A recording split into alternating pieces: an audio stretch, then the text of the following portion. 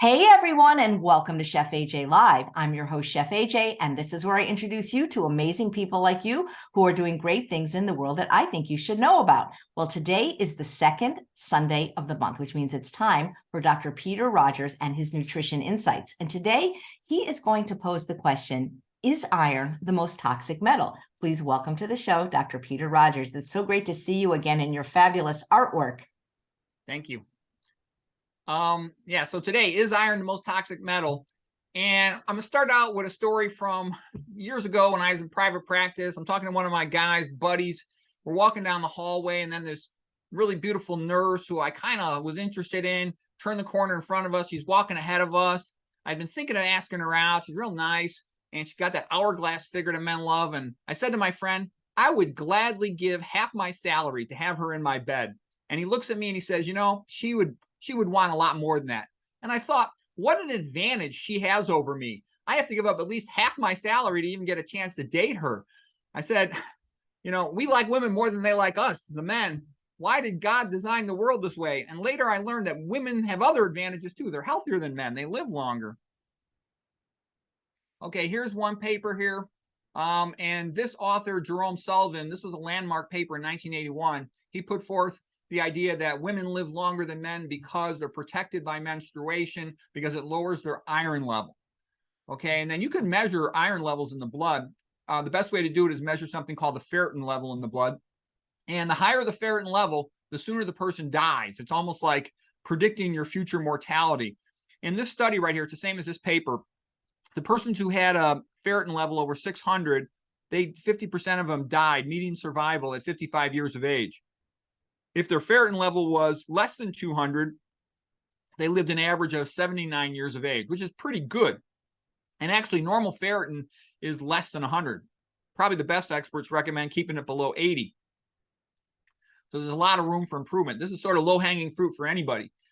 Okay, now another thing that comes up is, why is life expectancy in the United States declining? Okay, it's been going down more and more. It used to be 79, and it keeps dropping.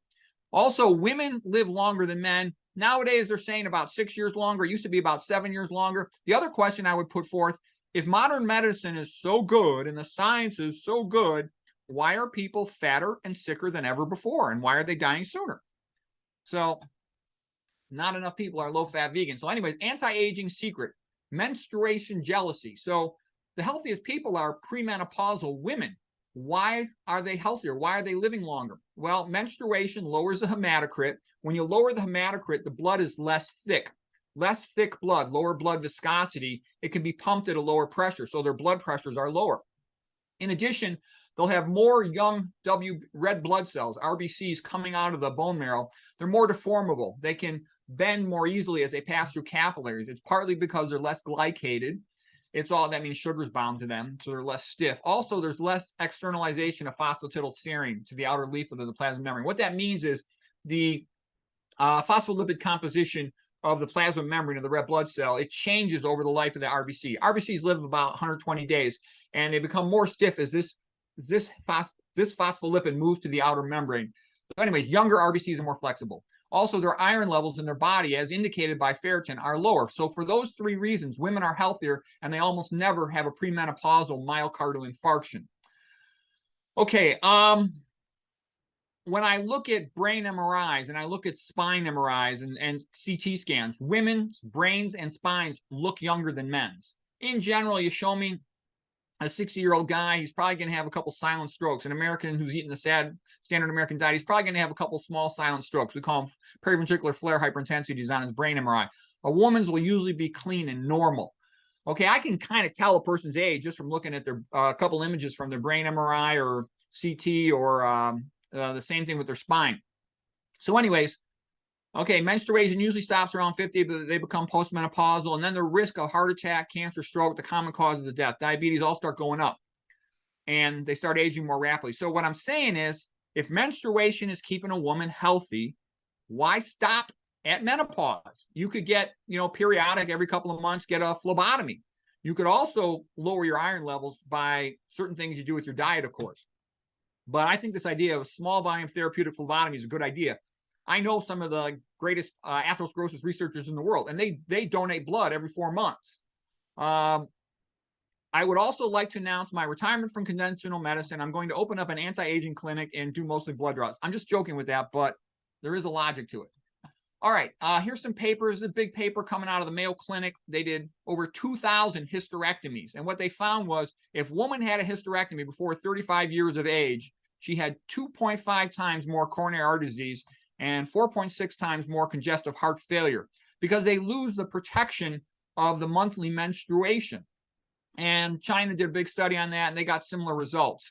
So like I said, higher hematocrit, blood's thicker, higher viscosity, blood pressure goes up. RBCs are stiffer, same thing, blood pressure goes up. Higher body storage of iron, you're going to have a weaker immune system, you're going to have more oxidative stress. And people aren't aware of these things. Also, I think when a woman has a hysterectomy, they're not as aware as a guy is about atherosclerosis risk factors because they don't see their friends having problems. If you're a guy 40 years of age, you've heard about somebody you know becoming impotent or having a myocardial infarction and stuff like that. Okay, another thing people don't think about much, some women are on oral contraceptive pills for many, many years, and that's going to decrease the volume of their menstruation. That also is associated with increased risk of arterial blood clots, venous blood clots. So that's something to be aware of if you're going to be on those pills for decades. They've also got dialysis patients.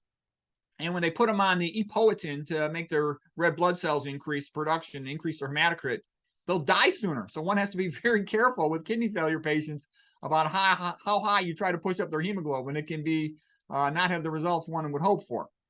Okay, and again, one of my basic principles is, you kind of want to try to live like Adam and Eve, but with indoor heating and plumbing. Keep life simple and natural to the extent that you can. And I kind of joke about this, that if what love is to a relationship, whole food, plant-based diet is to health. Above all, love each other deeply. This is 1 Peter chapter 4, verse 8. For love, like whole food, plant-based diet, covers a multitude of sins. Use whatever gift you've received to help others. And the point I'm saying is, if you just get this diet right, it fixes about 30 different things. So that's why I'm such a big believer in it. Believe me, there's no money in this. I do this because it's such a great thing and it's such an opportunity for health. Also, I've been kind of amazed at what happens to doctors. They go through med school, they read the standard conventional textbooks, which really only prepare them for pharmacology. And so they don't learn anything about nutrition virtually or toxicology. And I'm kind of kidding around here, but I went and met specialists in different fields, and I was shocked at how few of them have read the papers in their own fields.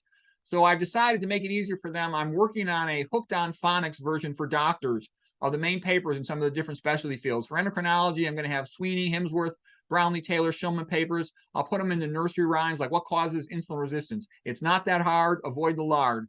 Obviously, there's more to it than that, but that's the most important thing. For cardiologists, I'm currently finishing up a classic comics version of Dr. Esselstyn's book on how to prevent and reverse heart disease. For the nephrologists, we're making a Dr. Kempner film, somewhat like a James Bond movie, as he had an extraordinary career in social life. For the rheumatologists, we'll teach them about leaky gut and so on. Okay, now here's another thing, the Mediterranean diet. I actually recently went to an obesity course, and conventional medicine obesity course, and everyone was promoting there the Mediterranean diet and even a ketogenic version of the Mediterranean diet, which I thought was ridiculous. Plus, I've noticed most of the major universities that I've seen, including the Ivy League ones that I've seen, are promoting the Mediterranean diet. And I think it's a terrible diet. It doesn't forbid, it encourages olive oil, canola oil, all these oils, liquid fat. It encourages chicken, fish, beef, and dairy and cheese, alcohol, sweets, nuts. And, how are you going to get a person healthy with all that fat, all that animal protein, etc.? And I think what happens is the patients will go to these big name places, and then when the Mediterranean diet fails, then they feel they've exhausted their options and they submit to being on pills for the rest of their life or having surgery. And in a sense, the system milks them for money. And so that's why I wrote Chump here on the cow, because I think a lot of people have, missed out on an opportunity because they're simply not aware of the low fat, whole food, plant-based diet. And they end up fat, sick, and broke until they die. That's the old of the pill and send a bill. Okay, so what causes insulin resistance? There was a viewer recently who had asked about that. And I've given several different lectures about diabetes before, but just a quick summary of some of the main things for this person who asked. I think it's relevant to a lot of people. The main thing is the concept of overnutrition, excessive dietary saturated fat in particular, but excessive dietary omega-6 fats, like from fried foods, cooking things with oils. That's a dramatic contributor to that, like the Tetsumori Yamashima research. And then we don't have time to get into mechanisms today because this talks about, iron issues, but just so you know, excessive dietary sodium, iron, animal protein, fructose, alcohol, these all contribute to insulin resistance. Dairy, especially to type 1 diabetes. F minus water, it's a mitochondrial toxin, and there's a lot of other mitochondrial toxins. They will all increase the risk of developing insulin resistance. Psychological stress, elevating cortisol, stress equivalents, caffeine, sleep deprivation, corticosteroid medications, the obesogenic chemicals like the estrogenics, okay, atrazine and many others.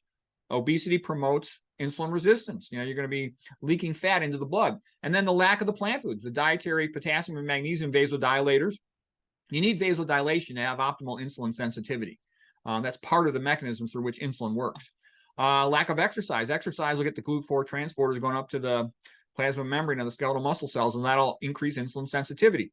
And then there's something about SERCA inhibitors. Again, we don't have time to go into this, but just be aware of it. I think that is relevant and probably helpful. These are some of the famous researchers that have written papers on diabetes that might be helpful if somebody's interested in studying that more. I just included one paper on SERCA inhibitors. That means sarcoplasm, endoplasmic reticulum, calcium ATPase in beta cells, but it's in other cells too. So that's all I'm going to say today about insulin resistance. Well, actually, I'm going to talk a little bit about the relationship of iron to it, but I just did that for one viewer who was sort of desperately eager to get some information on that. Okay, here's a bunch of mitochondrial toxins.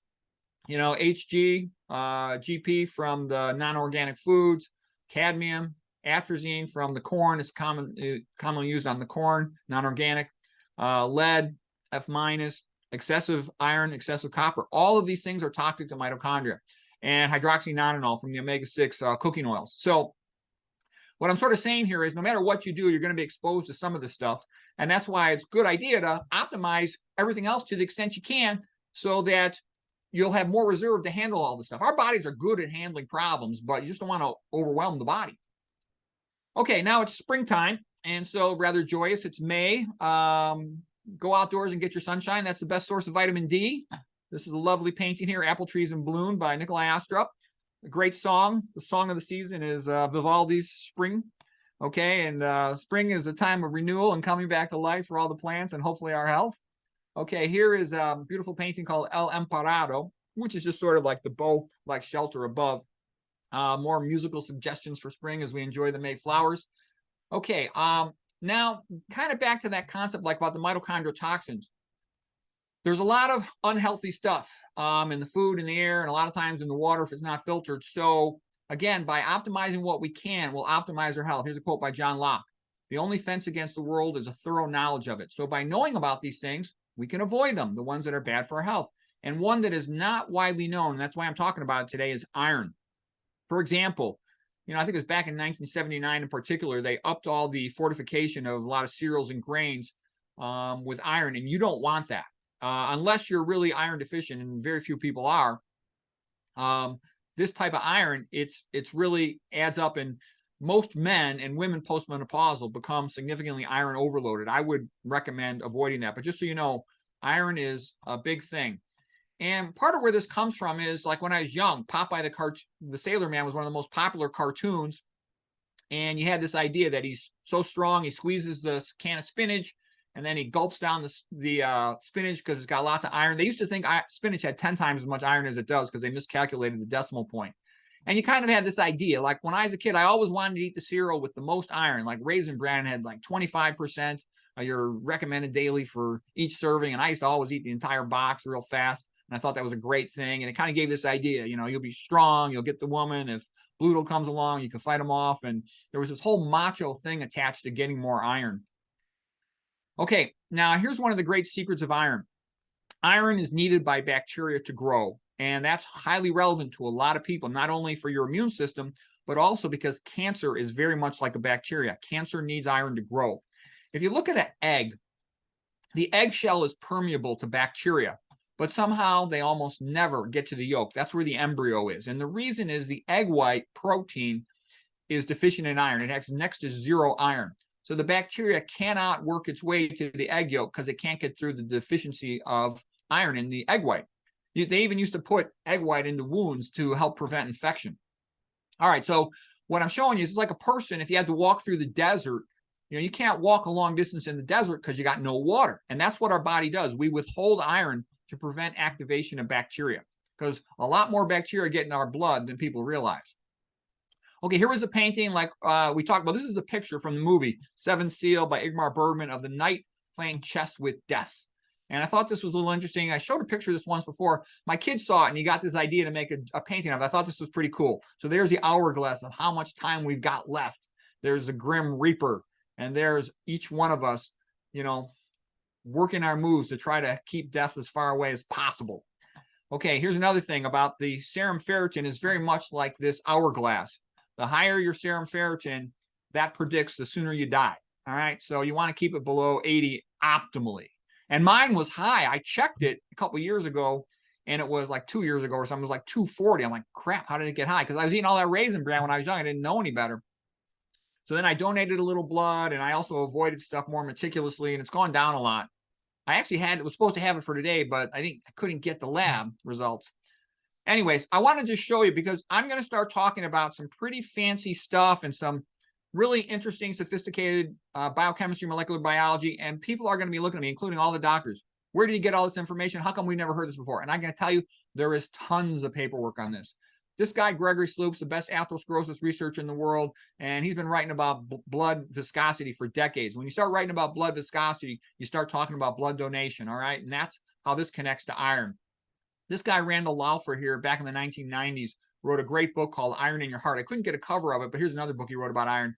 And it showed, like that paper from Jerome Sullivan in 1981, tremendous correlations between excessive iron overload and coronary artery disease. So that was a big book. Exposing the Hidden Dangers of Iron. This guy, Eugene Weinberg, he's another researcher. He was especially interested in how the body sequesters iron to keep it away from cancer and from infections.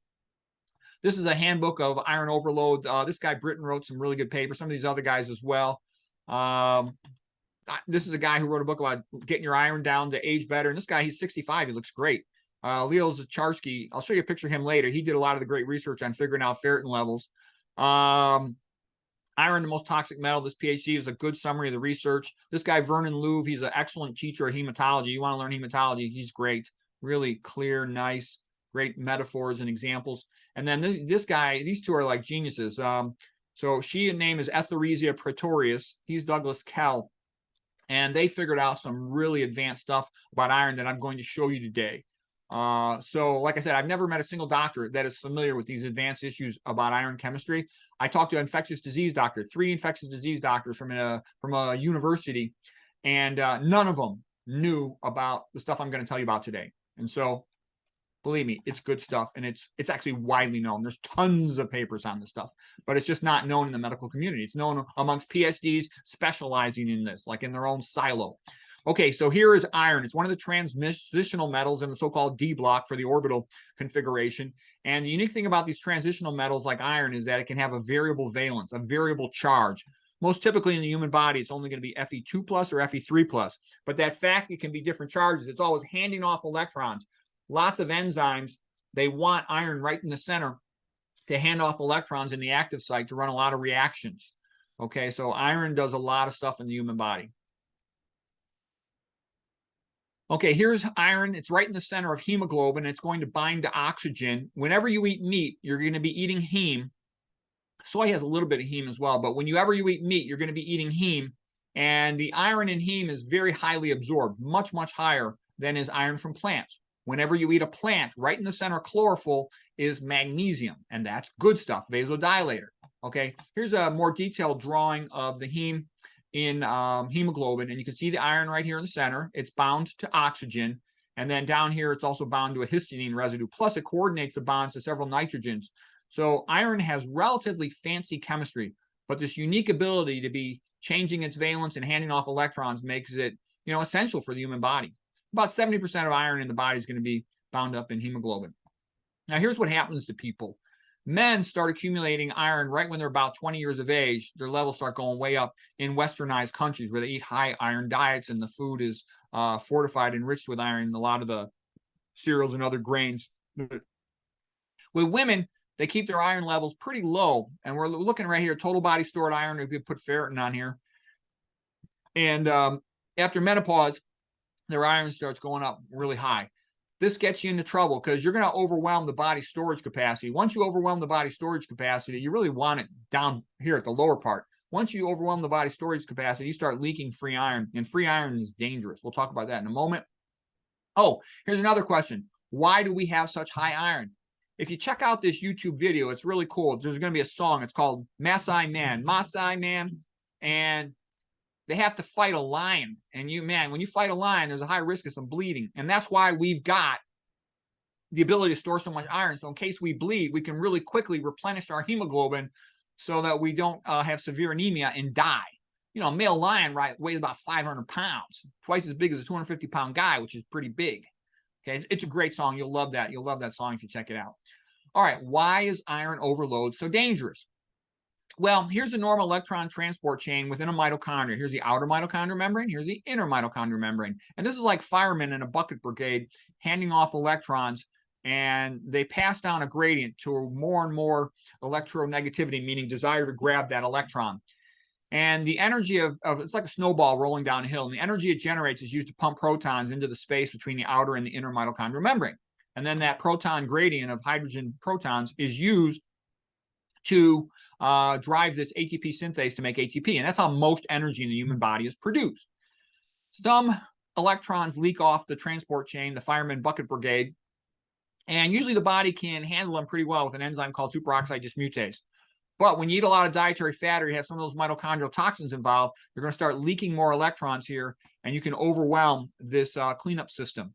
And if you simultaneously have free iron within the mitochondria, you'll run something called the Fenton reaction. It's easy to remember. Fe for iron. That means from ferrous. That's the Latin for iron. It's really ferrous, the color red, like rust. And anyways, the Fenton reaction will run, and that produces hydroxyl radicals, much, much more damaging than these superoxide or these hydrogen peroxides. And these hydroxyl radicals can damage, in a real significant way, the inner mitochondrial membrane. So anyways, you want to know that you don't want excess free iron. It causes lots of problems. It can destroy mitochondrial membranes. That's worth knowing. And it synergizes into this process of lipid peroxidation. There's even a combined process of iron overload with lipid peroxidation where it's causing cells to die, and that's going to be called ferroptosis. We'll come back to that in just a little bit. Okay, here's another graph of serum ferritin, which is an indicator of your total body iron storage. So remember that total body iron storages, and the higher they get abnormal, the more you're going to see these breakdown products in the urine. So this is 8-hydroxy deoxyguanosine. All right, and the more of that in your urine, the more tissue is being damaged through oxidative stress. And so the sicker the person is likely to be, and the sooner they tend to die. Here's this guy again, Douglas Kell, one of his papers. He wrote a great paper called Iron Behaving Badly. He's a real brilliant guy, fascinating scientist, and his partner Pretorius, she's super bright too. Like I was saying, the real dangerous radicals are the ones coming off of the hydroxyls. Okay, you can get a feedback loop going in a negative way. The iron absorption is regulated by hepcidin. I'll show you pictures of it in a moment, but hypoxia can cause lowering of hepcidin, can lead to more iron absorption. You can get a circle where you get this negative feedback loop, making things worse and worse. Okay, I'll show you just briefly some stuff from the hematology of red blood cells. We'll go into more of this later, but just to introduce you to it. Here's a normal red blood cell. It's discoid in shape, about 7 microns diameter. Here it is next to a normal strand of thrombin and fibrin. And normally the clot is going to look like spaghetti, relatively straight threads of fibrin and thrombin mixed in there.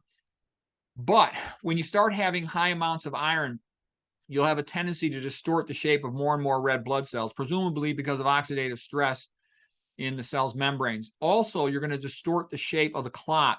The clot becomes more disorganized, messy. They'll call these dense matted deposits.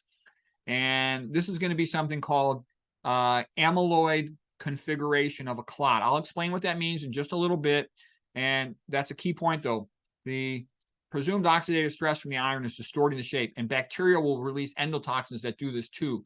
These clots are worse clots. They're harder to open up by the body. They're harder to lyse. They're more likely to occlude an artery and cause a complication, heart attack or stroke, for example.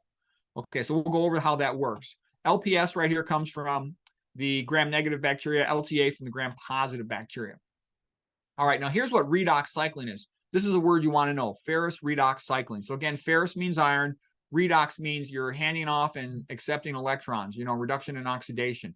So the Fe2 plus goes to Fe3 plus and back and forth. And while this is happening, the iron molecules are sort of spinning around. They're dropping off electrons to the oxygen. Actually, I wanted this going the other way to create O2 minus. But the net result of all this is they're going to produce these hydroxyl radicals. And these will damage DNA. They'll damage plasma membranes. They'll damage anything they contact with. It's like bouncing a super ball, in a glass shop or something. It's just going to break whatever it bounces into.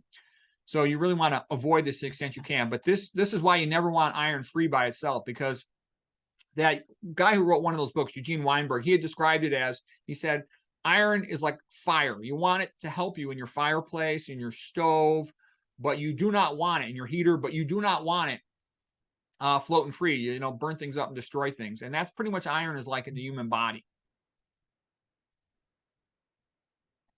Okay, so the body normally always has it bound to something to prevent it from doing damage like what we just saw. And then you can just check in the blood or the urine these markers of when there's excessive free iron causing oxidative stress. The hydroxyl radical reacts so fast you can't see it. All you can see is the damage products, the devastation it wreaks by measuring these things. You can tell you're destroying lipids if you got hydroxynonenal and malondialdehyde. You can tell DNA if you got 8-hydroxy, 2-deoxyguanosines, etc. So that's how it works. Okay, so here was a painting. This is Burning City by Egbert van der Poel, showing that this is what iron's like when it gets in the wrong place. It contributes to a lot of diseases, excessive amounts of free iron causing oxidative stress, as well as reactivating dormant bacteria. Okay, so what's oxidative stress? Oxidative stress just means these pathological oxidation reactions that occur when you've got too much oxidants around, excessive amounts of iron, excessive amounts of copper, excessive amounts of omega-6 fats. These can synergize with the iron to produce lipid peroxidation and kill cells. That's called ferroptosis. Hypoxia will also cause oxidative stress in a cell. Leaky gut will contribute to this as well by causing inflammation and increasing LPS getting into the blood. LPS is lipopolysaccharide from the gram-negative bacteria. The good stuff comes from plants. What do you expect? That's how it always is. You get your vitamins, you get your other nutrients, helps you to have good blood flow, all these antioxidants. A plant makes antioxidants because imagine you're in a hot field, it's 100 degrees. What a person would do is go, gee, it's hot. You're going to walk into the shade, all right? But a plant can't do that. It has to sit out in the sun. So the way the plants protect themselves is they make lots of antioxidants to protect themselves from the excessive sun, for example. When we eat the plant, we get them. When you eat an animal, you don't get them because the animal's already used up most of their antioxidants. Okay, here's ferroptosis. That's the mechanism. Fer meaning iron, tosis to fall off. So fried food is like a recipe for ferroptosis. You got the omega-6 fats, which tend into causing lipid peroxidation problems, and you got the excessive iron, and together they synergize to make the whole process worse and cause ferroptosis, leading to cell death. So you don't want that. That's why it's a really bad thing to be eating fried meat, for example. It's a terrible thing to be eating because you got all the omega-6 fats and all the iron. Say fried beef, for example. All right, here's a picture. We know we eat the dietary iron. We typically eat 1 or 2 milligrams a day. Actually, a man should be only absorbing. He'll eat more than 1 milligram, but he'll only absorb, typically, if he's healthy, about 1 milligram a day. A woman will absorb about 2 milligrams a day because she's premenopausal and she's menstruating. She has double the iron loss that a man does. A lot of it's stored in muscle myoglobin locally. Most of it's stored in the red blood cells. And some in the bone marrow, of course, to make the red blood cells. The transferrin, trans for transport, ferrin is iron, to transport iron around the blood. That only has 3 milligrams, but that's what shuttles it all over the place. I'll show you a better picture of that in just a moment. The liver is the storage center for iron in the body. It has tons of ferritin molecules, and I'll show you pictures of them in a moment where they store lots of iron. But that's why somebody who has liver disease, fatty liver, alcoholic liver damage, hepatitis liver damage, they're at high risk to be leaking iron into the blood and having that cause problems. The macrophages are especially in the spleen where they recycle the red blood cells. Spleen is like the graveyard for red blood cells. This is a paper this comes from. Really nice illustrations here. This is absorption across the gut wall, also from the same paper by Andrews from 1999. That the iron is absorbed. This is a divalent metal transporter. Okay, it'll absorb the iron into the cells. This is lining cells of the gut. The gut's called the enteric tract, so these are called enterocytes. And then it can store iron here for a couple days, but if we need the iron, it'll be released into the blood, and then it'll get picked up by the transferrin carriers. This little blue thing here that lets the iron go from the enterocyte to the blood is called ferroportin. Ferro means iron, portin means door. So ferroportin is the iron door. That's going to be real important. Ferroportin is the iron door. Okay, here's a pretty fancy diagram. There's a lot of different ways to draw these diagrams. I think this is the best one. This guy, Vernon Louvre, he's a great teacher, hematologist, expert on iron, and he sort of teaches in a similar fashion. I think he's great if you want to learn a lot about iron and blood. Okay, so here's your gut. The blue things are the iron, pieces of iron. They get absorbed into the enterocyte, and then whether or not they get in the blood depends on ferroportin. If you got hepcidin, because it's made in the liver for hepatic, cidin means to kill. It means to kill bacteria. This blocks the ferroportin, because by blocking iron absorption, we starve the bacteria in our body of iron. So that's why it's called hepcidin. I also call it ferrous lowering, okay, just to remember it. The transferrin is the transport protein for iron, and it looks like a little kayak, okay, a kayak or a boat, a rowboat. Randall Lawfer likes to call it a wheelbarrow. The bottom line is it carries two. You want to know that, two little molecules of iron. So it'll pick them up here from the ferroportin from the gut, and it'll transport them around. It'll drop them off at the bone marrow, which Vernon Louvre describes as a factory to make red blood cells. That's where you make all your red blood cells, your other blood cells. It'll then go to the liver to be stored, or to other locations wherever it's needed. When there's 120 days have elapsed, it goes to the spleen, and that's where it dies. And that's because red blood cell is about 7 microns. You want to know that. It's 7 microns in diameter. And typically it'll go through a capillary about 5 microns. But in the spleen, the sinusoids are even smaller, let's say 3 microns. So the red blood cell has to be really flexible, or it just can't go through there. It'll break apart, it'll lyse. And these macrophages suck up all the iron. I drew one like looked like a Pac-Man sucking up the iron. And that's a reservoir to store iron. Ferritin molecules like this big buckyball, or it's been described like a Buckminster Fuller geodesic dome. It can hold 4,500 molecules of iron. So that's a lot. Remember, transferrin only holds 2. There's 2, but this holds 4,500. That's a lot. And they're mostly stored in the liver. Okay, stored all over the body, but especially in the liver. And what you don't want when the body has excessive iron, it starts getting this stuff, NTBI. That means non-transferrin bound iron. And this is what causes all the trouble. This is what causes all that oxidative stress. Okay, and that's basically iron metabolism, how it works. This is just showing hepcidin was that molecule released by the liver when you want to decrease your iron coming into the body. It'll bind to the ferroportin, and then it'll be taken into the cell, and they'll both be, dissolved by a lysosome. So here's hepcidin. Again, hep for hepatic, from the liver. Cidin because it kills bacteria. It kills bacteria by preventing them from getting iron. That makes bacteria die. Okay, or at least go into dormancy, into hibernation, so to speak. And like I said, I'll call it Fe lowering to remember what it does. HC for hepcidin, FL for ferrous lowering, Fe iron lowering. Things that'll increase hepcidin production will be if there's an infection or an inflammation, because the body is worried about the infection being by bacteria, and it wants to hide the iron from them. Okay, and there's tissue damage can lead to some of this as well, but PAMPs, we're not going to get in PAMPs and DAMPs. I talked about that stuff with my autoimmune lecture, but just know that when you got an infection, the body does everything it can to hide the iron, and that way prevent the bacteria from growing. Hypoxia will decrease hepcidin because it wants to absorb more iron, and that can be a problem. That can lead to negative feedback cycles. Okay, what's interesting on here? Just a little more detail about that. Well, this kind of shows the hepcidin internalizing again. Okay, so what are some good things to know about iron? Ferrum comes from the Latin word for iron, and it really is like the color of rust, sort of reddish brown. Usually your charge is going to be 2+ or 3+ on the iron molecules in the body. I remember Ferrous with the 2 being like us and deuce. Deuce is 2 in Spanish. So that's how I remember that one. That's sometimes called the bad iron, if you will. Ferric has an eek in there, and I remember the eek from the I. And I remember that has a 3 charge on it. That's not that important unless you're really interested in this stuff, but you're going to hear those terms all the time, so it's kind of nice to know what they mean. Heme iron is like from the meat, like we spoke about. Ferroportin was the door of absorption on the enterocytes. We talked about hepcidin. Fibrinogen is the major clotting protein in the blood. It's also an acute phase reactant, meaning that when there's inflammation, infection in the body, the liver releases more of that into the blood. And that's a major, major, major clotting protein. And iron is going to distort that. And that's why it becomes a big deal for our purposes. Transferrin is a transporter of iron in the blood. Okay. So here's more detail about transferrin, the iron transport in the blood. Normally, its job of transferrin is to bind all the iron in the blood. Doesn't want anything free sitting around to the extent that's possible. And now another way this becomes relevant in diabetes, you start glycating things, meaning binding sugars to different molecules.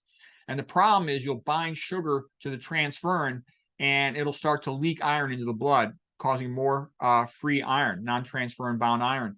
Also, you'll be leaking iron from your ferritin molecules that are intracellular, and you can leak it from other ones. So what I'm trying to say is this is one of the reasons why diabetic patients sort of often progressively crash and burn and become cognitively impaired and stuff.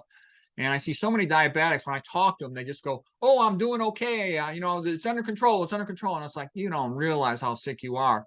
Smart move for a diabetic is really, really, really get their diet and lifestyle together so they can minimize all these problems. They'll live a lot longer and healthier, and they'll keep their cognitive function longer. Let's see, what is most interesting to us? Normal transferrin saturation is going to be somewhere in the ballpark of 20 to 40. Some people make that range a little more narrow, 25 to 35%, or even 30 to 35%. But just so you know, that's sort of the ballpark. All right. For our purposes, we'll just call it 20 to 40%, a little wider, looser range, but that's good enough for our purposes.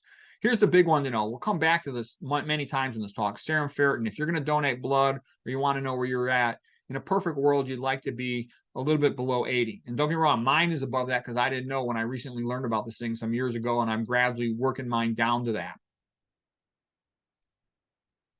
There's a synergistic effect to atherosclerosis if you have high cholesterol with the high ferritin. A lot of people think that ferritin is a more accurate predictor of atherosclerotic risk factor than is the cholesterol. But the smart move is get them both down. But if you at least get your cholesterol down, you're probably in pretty good shape. Okay, like we talked about, inflammation, infection, those things, or iron overload, they're going to cause you to release more hepcidin and shut down absorption. If you need more red blood cells, you're going to decrease hepcidin. Okay, so what hepcidin does is it's going to bind ferroportin, especially on the gut over here, and prevent it from, where's the gut? Oh, I don't even got the, here's the gut. It's going to block it right here to slow down absorption if hepcidin levels are increased. So normally we only absorb about 1 or 2 milligrams per day. We normally only excrete about 1 or 2 milligrams per day. We especially excrete them from our gut. These cells will take up iron, and they don't necessarily release it into the blood like we talked about. That can be blocked by hepcidin, shutting the ferroportin door.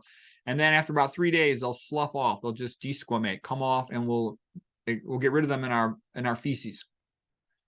And they'll come out here in our feces, so to speak. So most iron metabolism is based on recycling iron from when the red blood cells are lysed after 120 days of life. Okay. And that's how our body handles it. But the key point is we're not made to eat meat because our ancestors had a hard time getting enough iron. So we don't even have a way to excrete it. We don't have any good way to excrete it. You lose a little bit in your sweat. You lose a little bit when your skin sloughs off, but that's not much. And then you lose a little bit from your gut, like we spoke about, 1 or 2 milligrams a day. Usually 1 milligram a day for a man. For a woman, 2 milligrams a day if she's menstruating. So that is not much. That's why it's so easy to become iron overloaded, because we don't get rid of it well. We have no way to ramp up our excretion. Okay, another little thing, a little tricky, is vitamin C will actually increase iron absorption. So if somebody is especially worried about the details here, that could become relevant. Or if somebody's iron deficient with iron deficiency anemia, they might even want the vitamin C simultaneously when they have high iron to increase absorption. But for most of us, it's kind of a non-issue. You just eat a plant-based diet, but just be aware of that because that does come up sometimes. And always remember, heme iron is much more highly absorbed. That's why, in my opinion, you don't ever want to eat heme iron. Here's an example of what happens when you enrich a food. And in my opinion, you don't ever want to eat this enriched stuff unless you have a significant iron deficiency. So here is a steel cut oats, and this is not iron enriched. You've only got 1 milligram per serving, okay, for this 170 calories. And so that's a relatively low amount of iron intake, and it's plant-based iron, so it's not going to be absorbed that much. That's very reasonable. Now, let's take a look at this Raisin Bran cereal over here. 4.5 milligrams per serving. So it's about almost 4.5 times more iron per serving than this. Okay, so you can get iron overloaded pretty fast if you're eating that sort of thing. 25% of, like, I guess the RDA per serving. That's a lot of iron. When I was a kid, again, I ate that because I didn't know any better. I ate that all the way up into my 20s. I remember eating that stuff. I used to like that stuff. It tastes good, but it's not good for you, all that. Another little thing just to look at, when you look at a food right here, the sodium is 200 and potassium is 300. That's a no-no. The potassium should be much, much higher than the sodium, okay? When you look at, a plant food that has not had things enriching it, it hasn't been processed that much, potassium 163, sodium 0. Okay, the potassium norm is going to be at least 10 to 1 in most foods. So that's what you want. You really want your final potassium to sodium ratio probably in the ballpark of, at least 20 to 1. Some people say as low as 5 to 1, but all I'm trying to tell you is this is how you can tell what's going on with a food. If there's a lot of iron in it, that's a sign it's highly processed and they're adding iron to it. And it's an inorganic iron. It's a bad type of iron. If the potassium and the sodium are similar in amount, that's a bad sign. It indicates a lot of processing. The more you process a food, typically, the higher the sodium goes and the lower the potassium goes.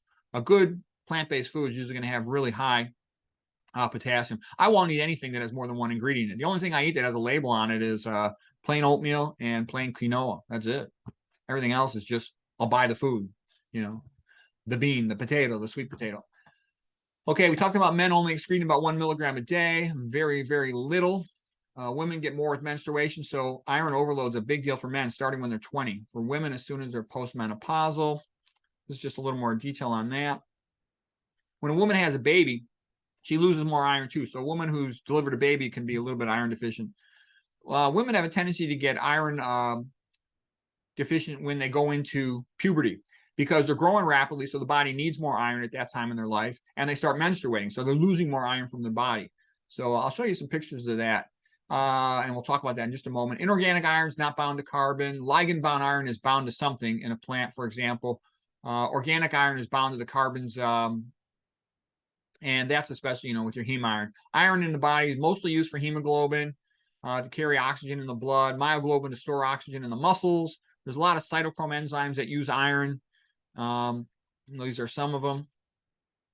When you donate blood, or when you just have blood drawn off you, you're going to get the red blood cells at the bottom. You're going to get the buffy coat. That's the white blood cells in the middle. There's not many of them.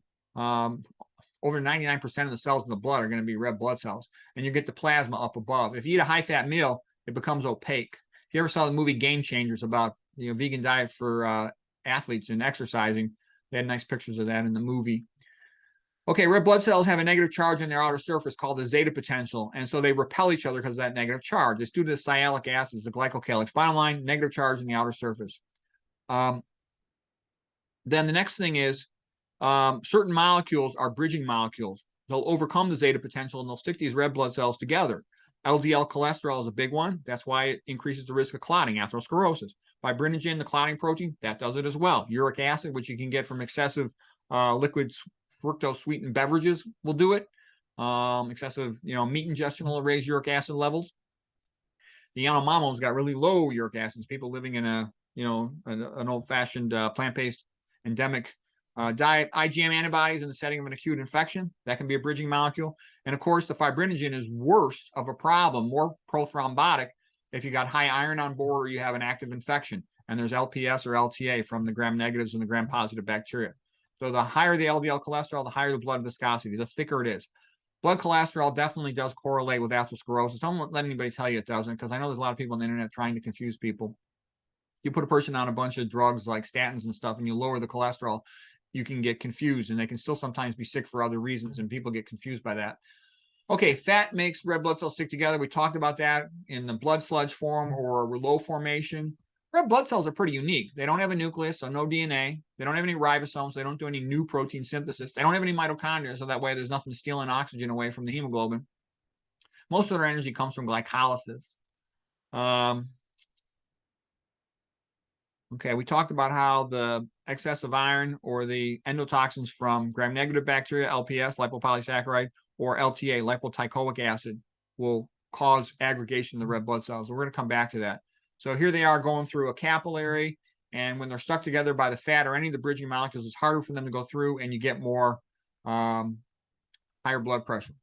This was from the researcher Roy Swank, and Dr. McDougall has this movie at one of his sites here. Here it is. You can watch it. This is blood sludge after eating a fatty meal. So the point is that the chylomicrons and the LDL cholesterol, depending on the timing, they're going to stick the red blood cells together. And as they're all clumped together, like here, there's big clumps of Merlot formation. Pressure has to go up to pump that through. Tissues get less oxygen. It's not a healthy thing. And okay, when you look at a peripheral smear, a couple points about it. An average hematocrit, let's say, is in the ballpark of 42. It's going to be a little higher or lower than that. Women's tend to run a little lower. Like we said, that helps them to lower their blood pressure. Looking at a peripheral smear, the normal red blood cell is going to be about the size of a lymphocyte nucleus. Here's a couple more RBC parameters. So here's a normal peripheral smear, relatively normal. This lymphocyte nucleus is a little bit bigger than usual. Normally, it'll be about the same size as the red blood cell. Normally, the center will be less than a third of the width of the red blood cell. And this is sort of the hemoglobin red stuff in there. This is a polymorpho nuclear leukocyte, a neutrophil.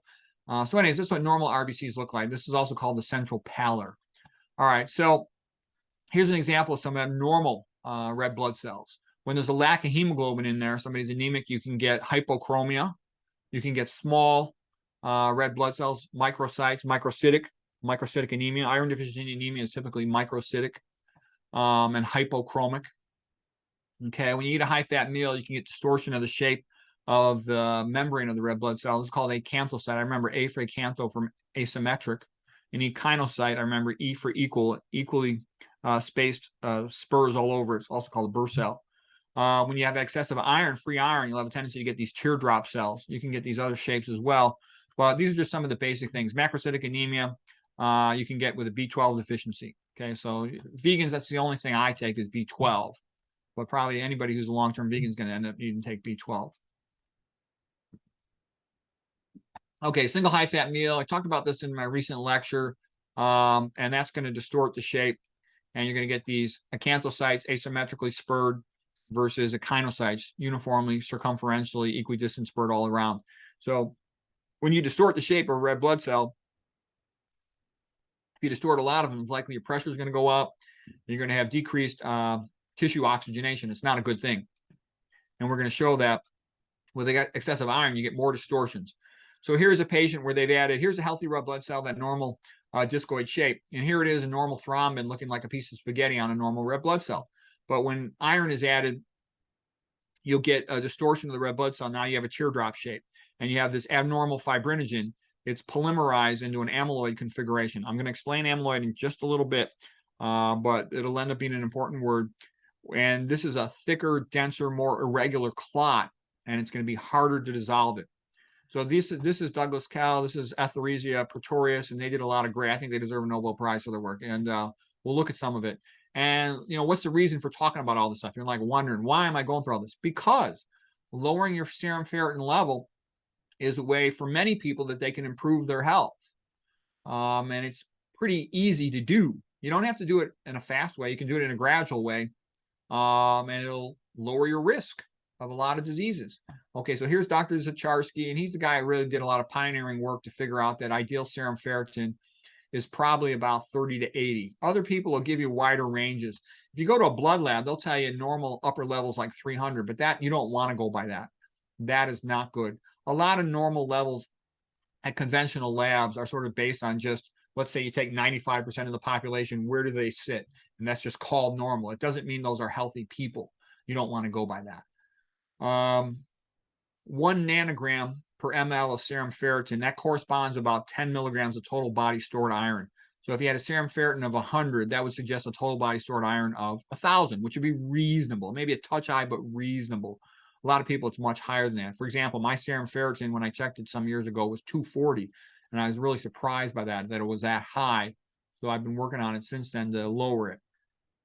Normal transferrin saturation, meaning the percentage of those transporter proteins in the blood that are bound to iron, should be about 25 to 35% in that ballpark. When it gets over 60, you start leaking iron. And you can also diagnose they're probably going to have hemochromatosis. And you get more of this free iron causing all the problems. And I talked about diabetes-related glycation of transferrin causing a leak of iron from both transferrin and from ferritin, leading to more free iron. That's a problem. All kinds of bad things happen in diabetes. Okay, this is just a painting of what I was talking about. They used to call it love sickness of virgins. iron deficiency anemia. Again, because they're in puberty, so they're growing more rapidly. They need more iron for that reason, and they're menstruating, so they're losing iron. And that's a time, when there was no fortified foods and meat and iron were much less available to people. So there was some tendency for that. Okay, and the Love Sickness Versions, here's a song, best love song ever. Thanksgiving song, Johnny Cash. All right. Be careful with iron deficiency anemia.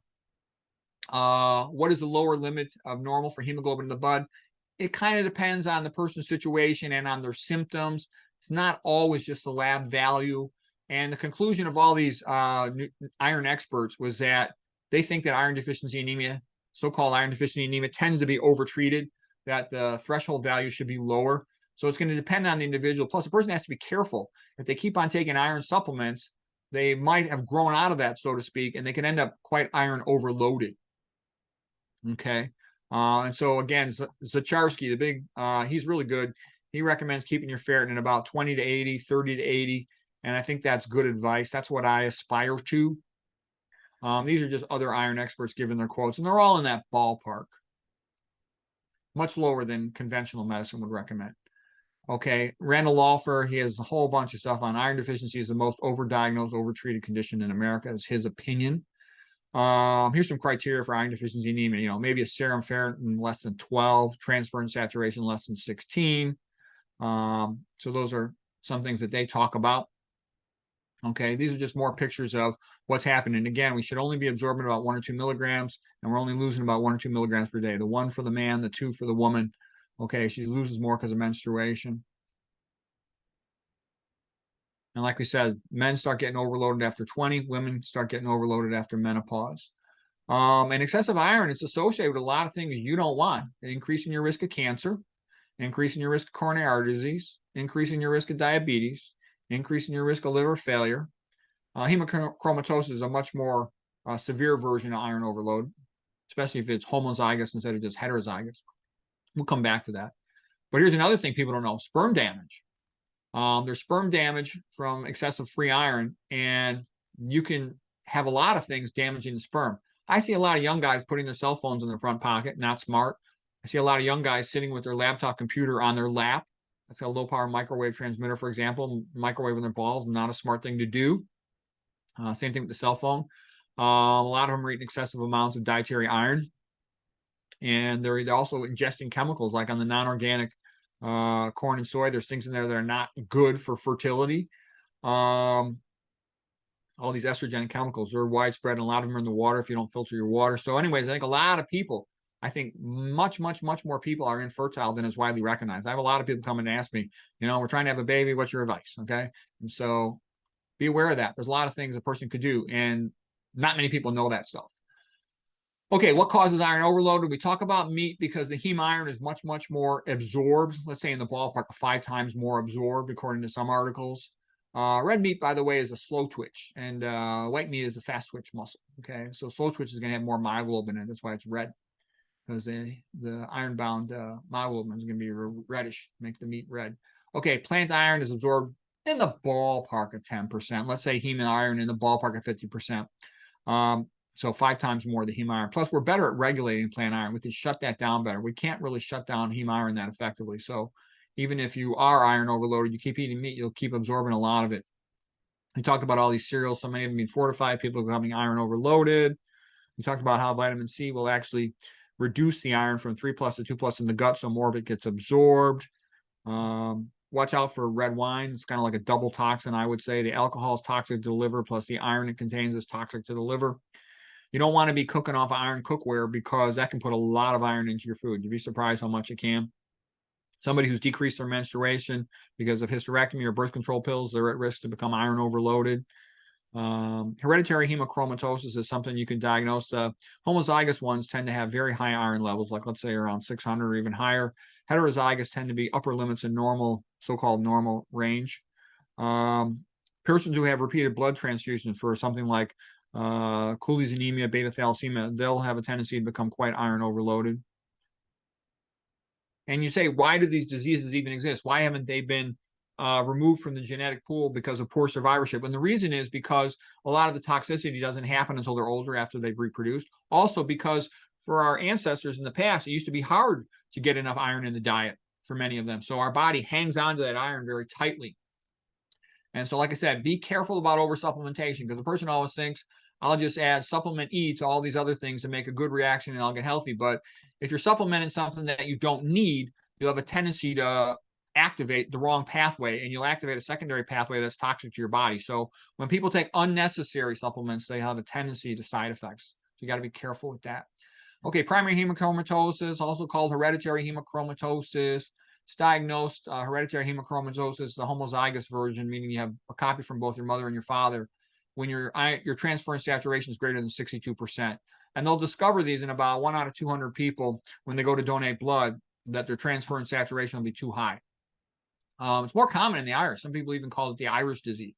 And what do they think is the reason for that? Maybe for some genetic mutation, but also maybe just because they had a harder time getting iron in their diet. So it was more favored in their genetic pool because people needed to hang on to iron. They weren't able to get it as much as they would like from their environment. And so hemochromatosis causes all kinds of problems, and it's just more common than realized. So it's worth knowing your ferritin level. I would say, you definitely want to know your total cholesterol level. I think you also should at least once get your ferritin level checked, see where you're at.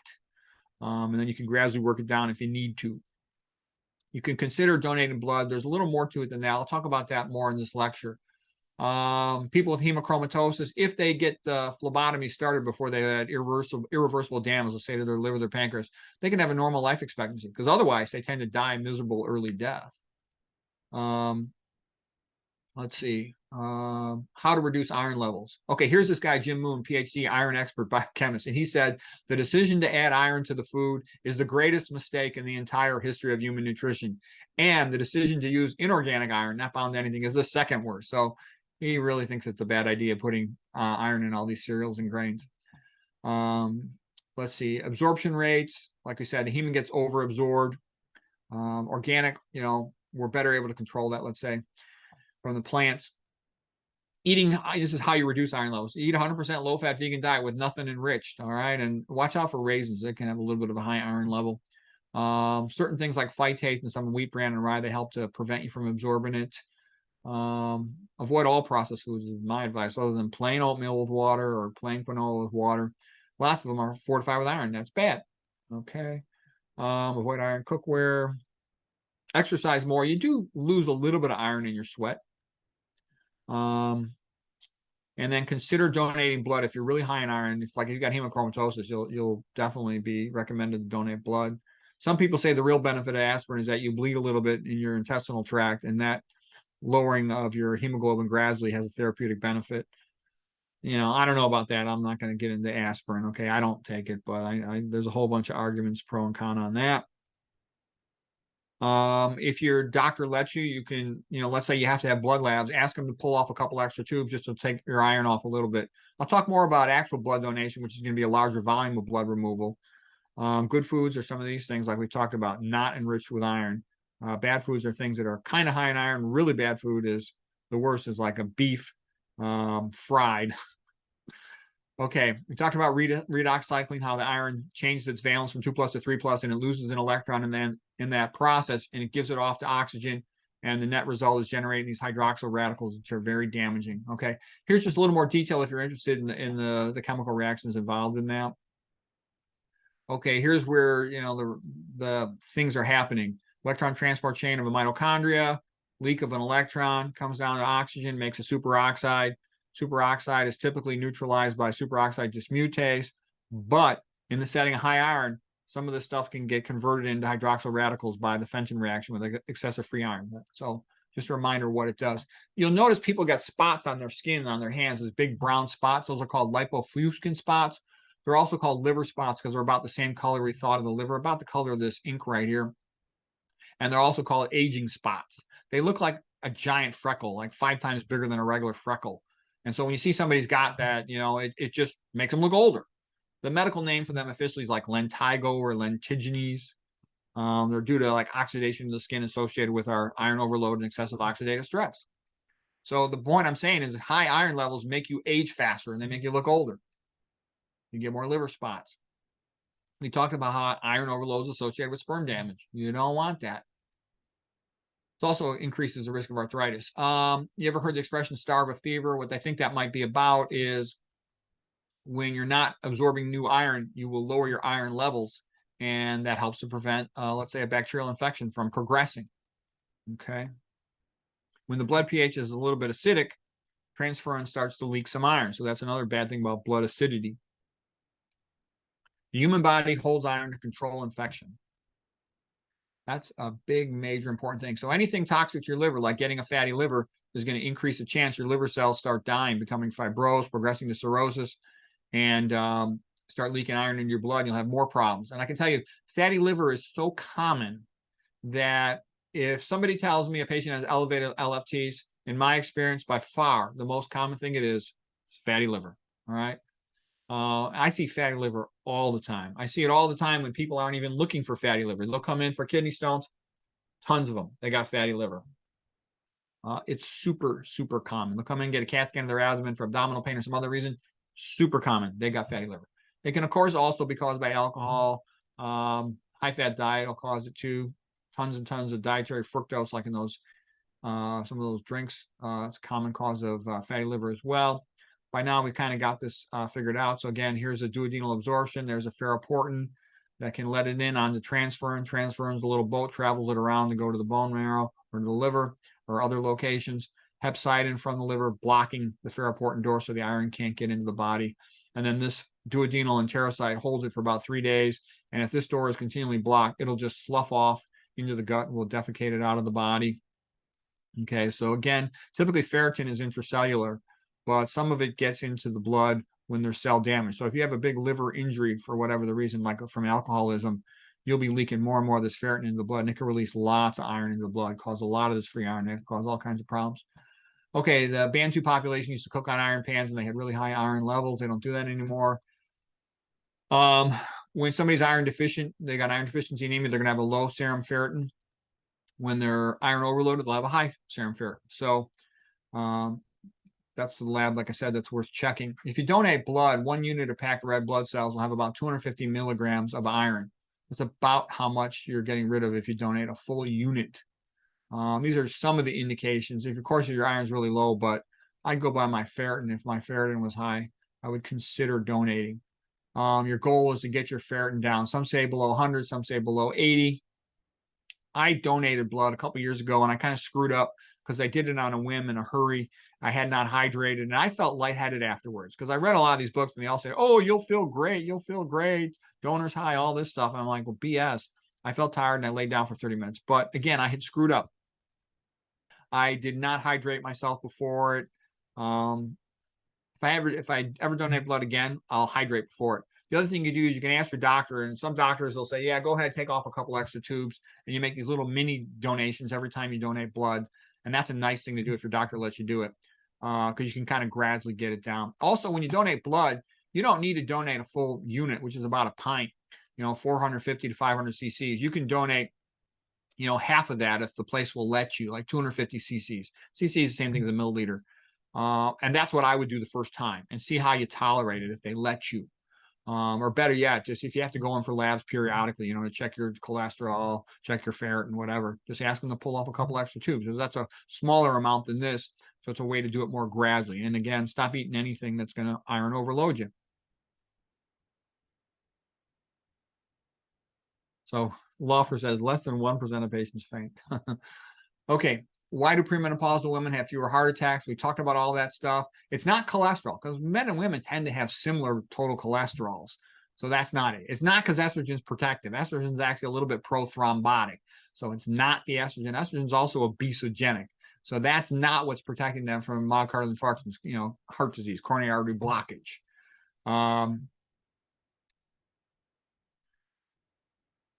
Meat has tons of things that promote cancer and promote coronary artery disease.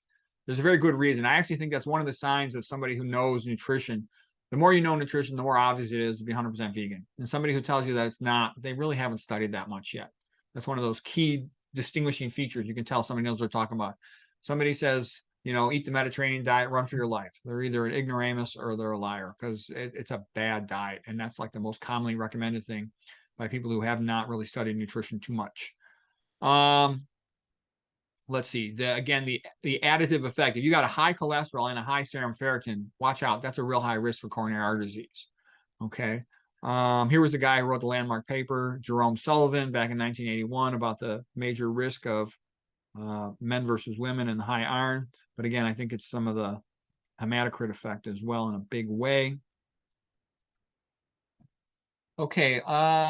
Association or reduction in cardiovascular events. Yeah, like I said, the greatest atherosclerosis researcher in the world, he reduces his cardiovascular risk by donating blood, Gregory Sloop. And I talked to him and I said, you know what?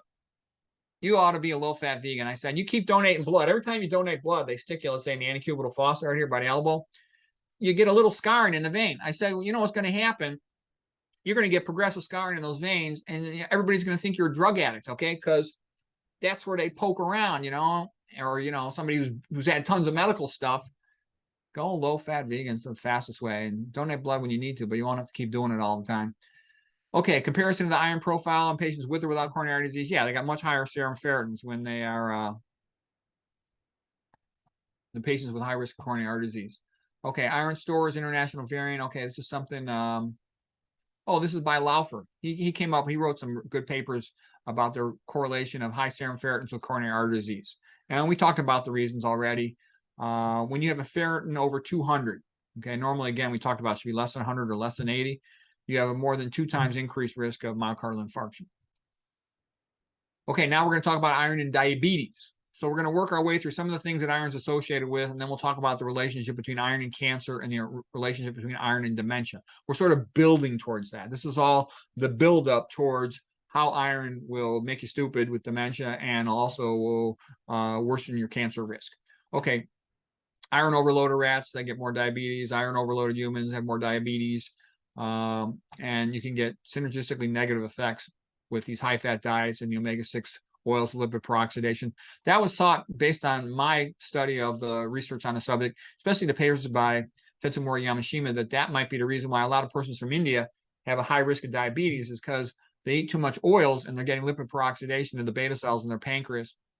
And that could be a cause of their insulin resistance and diabetes. Okay. High fat diet in general, especially saturated fat, causes insulin resistance. Okay.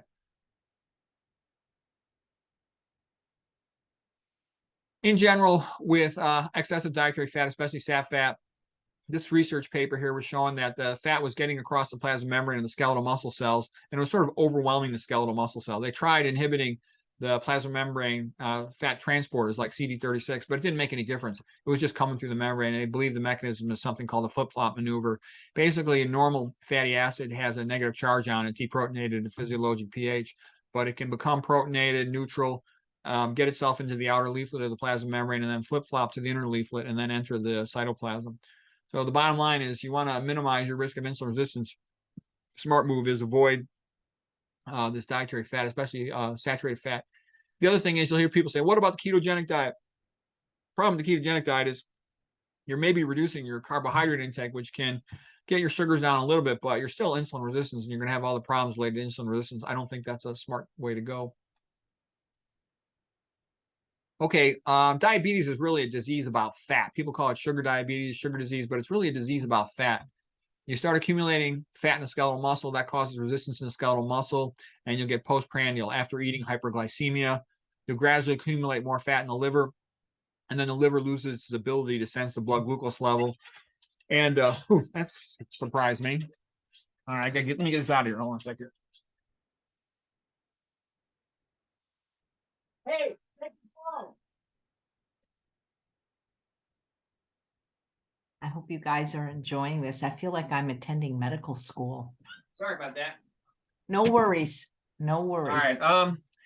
So then the fat starts accumulating in the pancreas, and then the pancreas, it goes into several different things. There's something called endoplasmic reticulum stress, but you start losing the beta cells. All right. So bottom line is it's fat accumulation. And Gerald Shulman's probably the best researcher in the world these days. He's the guy from Yale who did the NMR spectroscopy to show accumulation of fat in the skeletal muscle cell was the first detectable finding in insulin resistance.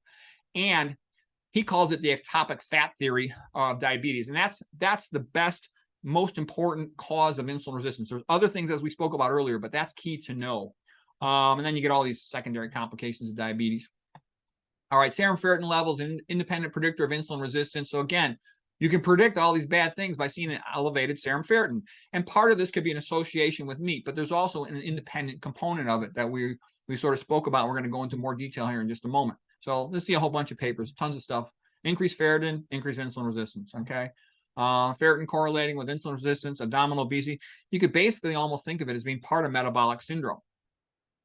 Okay, this was the guy, Zacharski. Like I showed you some of the people who've done some of the great research. He devoted his life to studying iron and figuring out where to put that ferritin level, which is really important because you have to decide where do you want to titrate your ferritin level down to.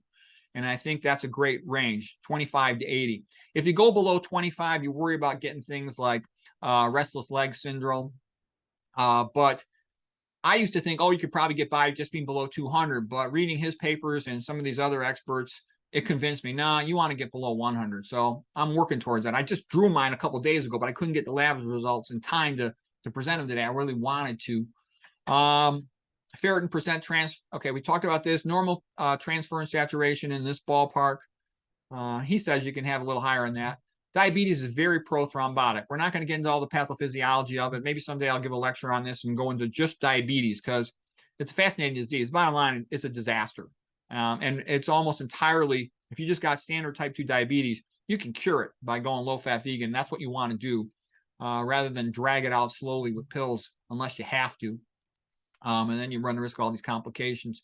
Okay, so talking about the mitochondrial membrane, that, of course, is getting me back into diabetes.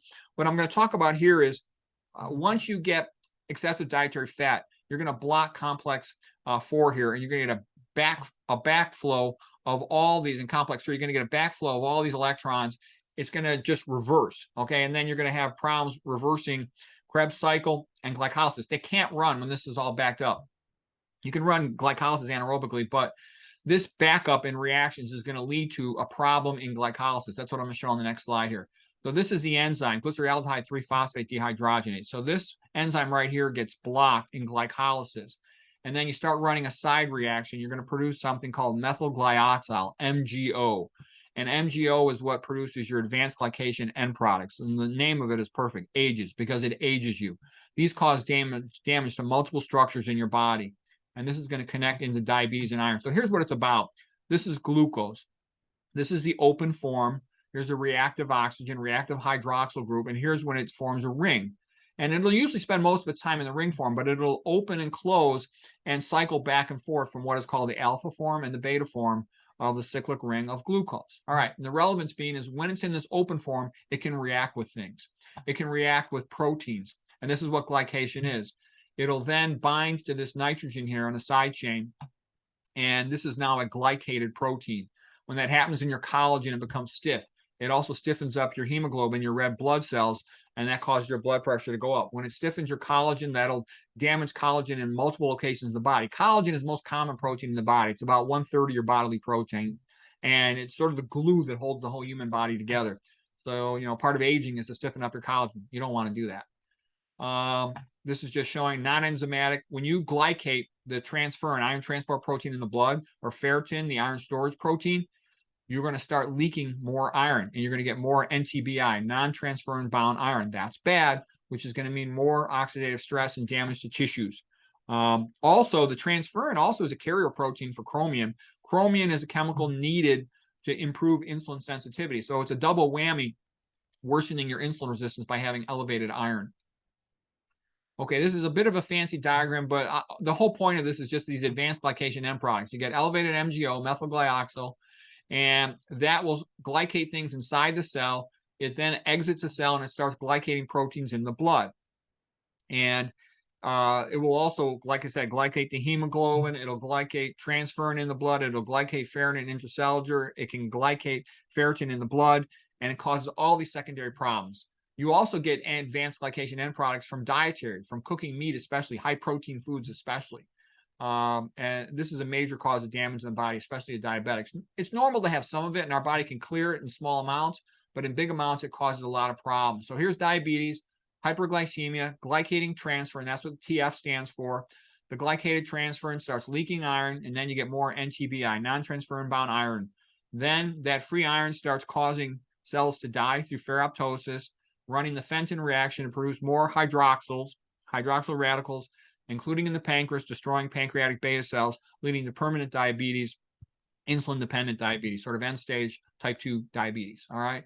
You also can't carry the chromium because you have damaged your transferrin proteins by glycation, and that'll cause more insulin resistance.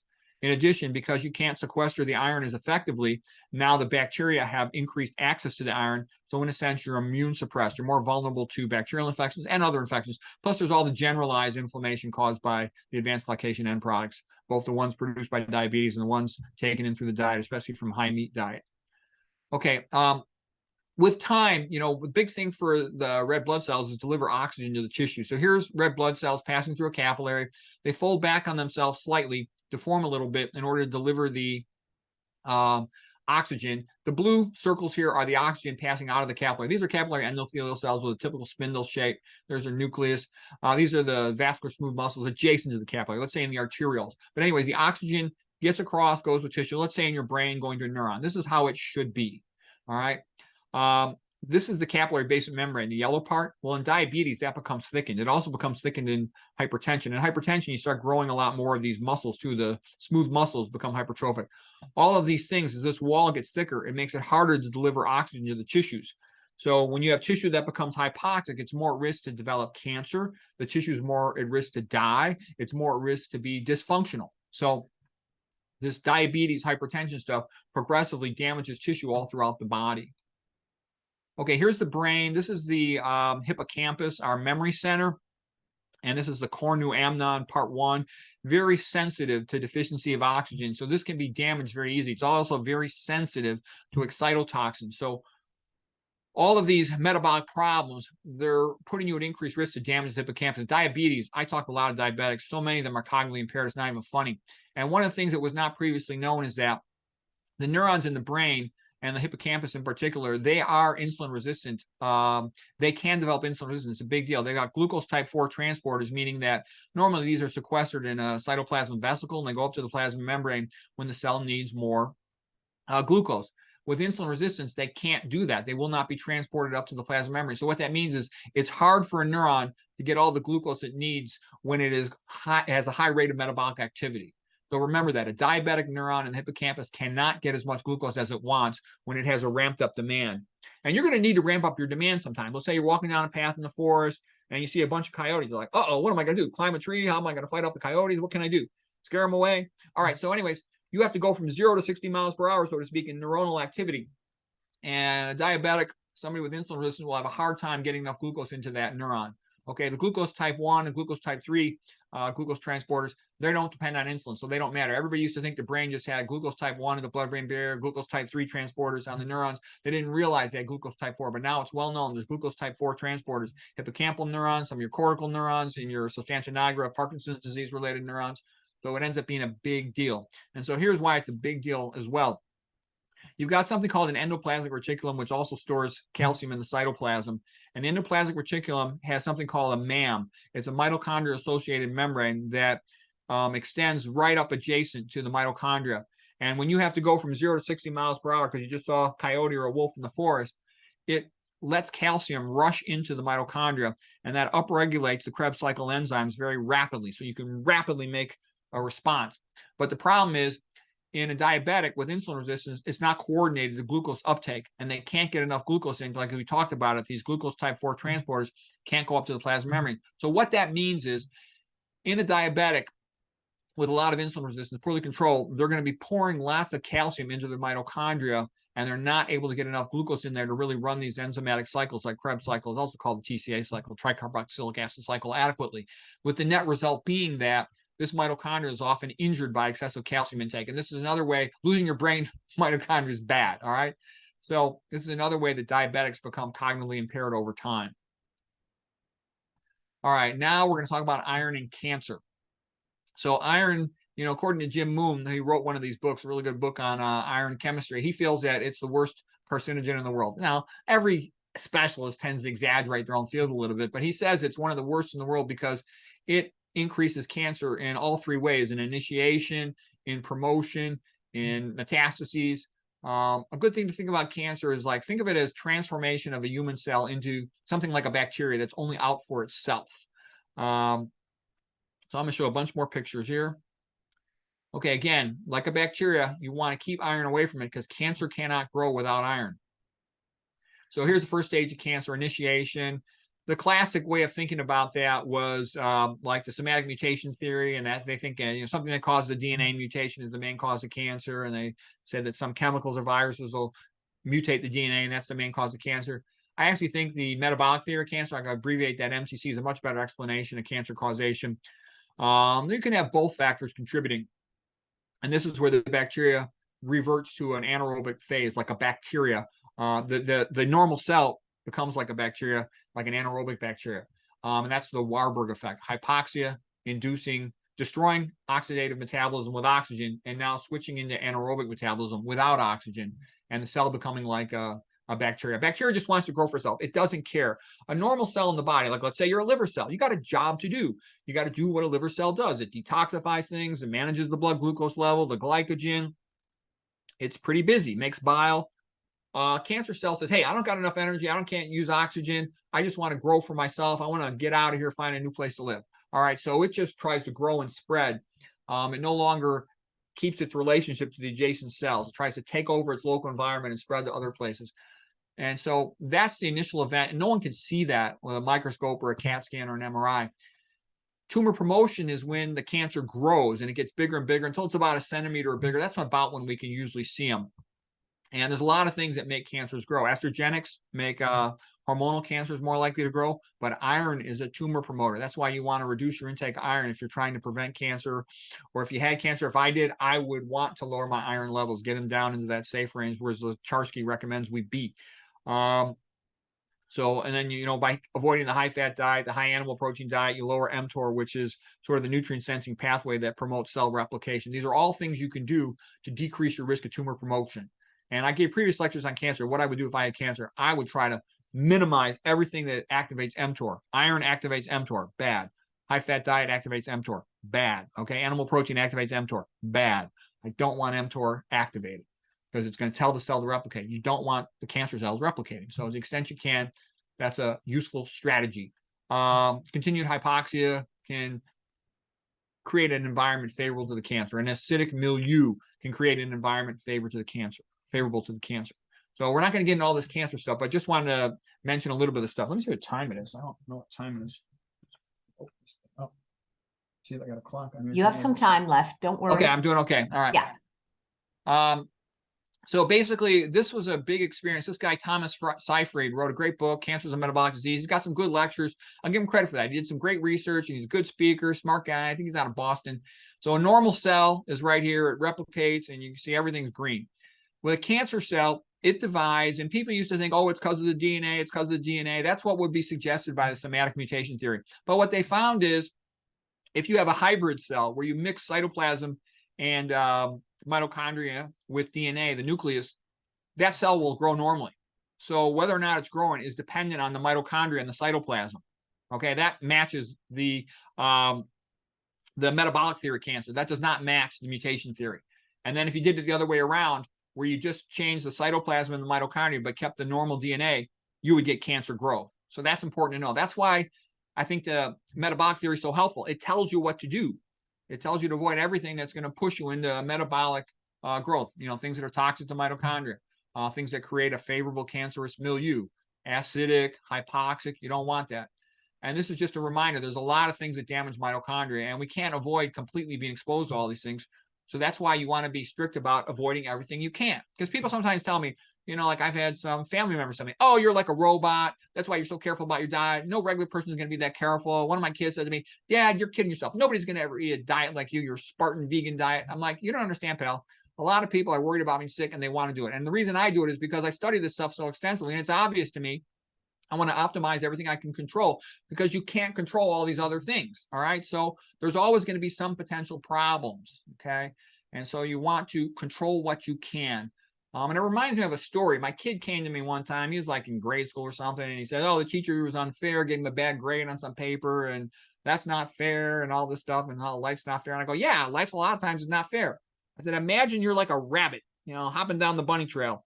And you see there's a hawk over there. There's a snake over there, some coyotes over there, a fox over there. the rabbit can never expect that they're going to be nice to him. The rabbit has to learn how to be smart and know how to avoid them. Have a system of burrows, have a system of friends, pay attention to the birds to alert you. You just have to understand life and deal with it. It's just the way it is. People tell me, oh, don't be so negative. Don't be so paranoid about your health. I go, no, all this stuff is out there. And that's why I'm talking about it and teaching about it, because most of the stuff you can avoid it to a great extent and make yourself healthier. So you want to know about it. It is worthwhile. You are like the rabbit. So am I. We all are. There's things out there in a dangerous environment, and we learn how to avoid them. And then we optimize our health, and we live as long as we can and as healthy as we can. Okay. Excessive iron here also can damage complex 4. Excessive copper can also function similar to iron. Okay. The big mutation of cancer is when you switch over to our anaerobic glycolysis. Okay. And you start running on this enzyme called hexokinase 2, and that will attach to the mitochondria, and it starts hogging the ATP coming off that mitochondria. The remaining mitochondrial ATP production is left. Cancer doesn't completely lose all of its mitochondrial ATP production. And there's a great book about this called Tripping Over the Truth by Travis Christofferson. I think that's the best book for introduction to the biochemistry of cancer. He starts going down that path of ketogenic stuff, and I'm like, oh no, he doesn't understand certain things. And I'll show you other reasons why that's a bad idea. Here is a cancer cell. So glucose comes into the cell, it runs through glycolysis, end product of glycolysis, pyruvate. Pyruvate is then sent into the mitochondria as acetyl-CoA. The one carbon is decarboxylated off of it, and then it runs through Krebs cycle, okay? And then it runs electron transport. In a cancerous cell, it's not going to go down this path. It's just going to extrude lactate from the cell and protons. But the reason why you can't, some people say, oh, you just want to lower your blood glucose. No, it's not that simple.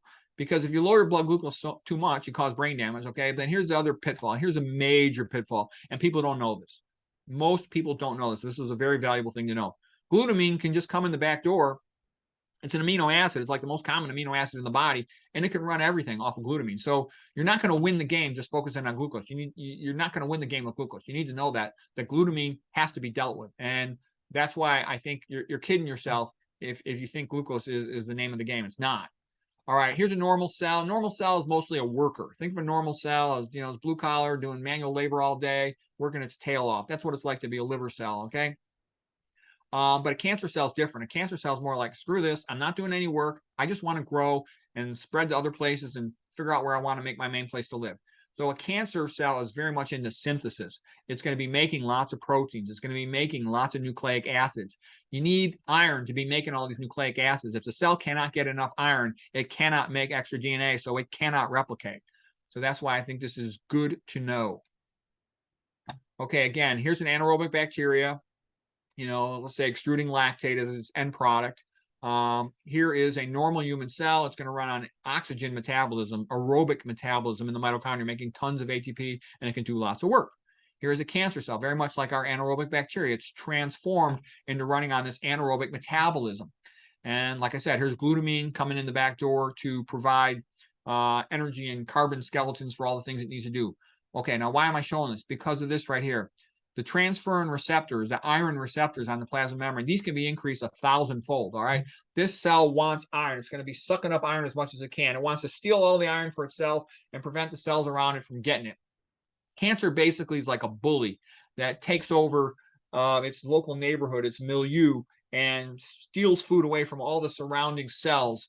And one of the big things it does is it sucks in iron like a vacuum. All right. It also sucks in glucose like a vacuum. That's why the FDG PETS fluorodeoxyglucose test is used, because they'll be taking up 100 times as much glucose.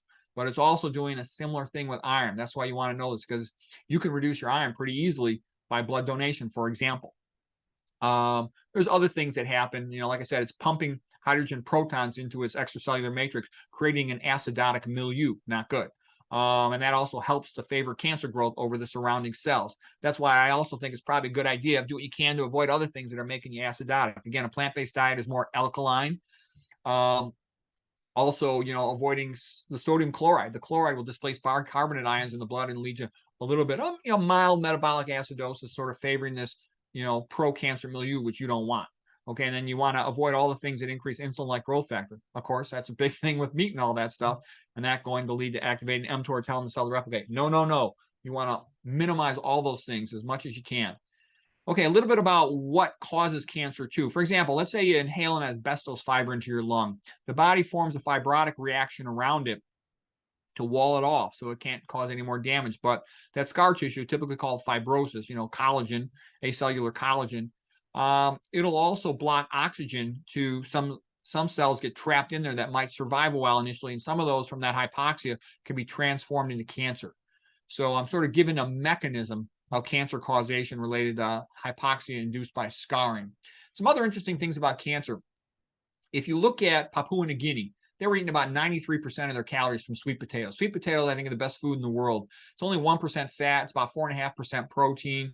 Being a plant, you're going to have potassium and you're going to have magnesium in there. And the relevance is the Papua New Guinea population smoked like chimneys, and so did the Japanese. But despite all that, Papua New Guinea had 6 times less cancer than Americans who smoked similar to them or less. Okay, so why was the American getting 6 times more lung cancer compared to the Papua New Guinea? And it was thought that because they were eating the SAD diet, the high cholesterol being synergistic, the higher hypoxia of cells because of the high fat diet. I also think because the higher iron levels are going to have more oxidative stress and the procarcinogenic features of excessive iron, more free iron, and the lack of the plant foods, the lack of the antioxidants, the acidic milieu.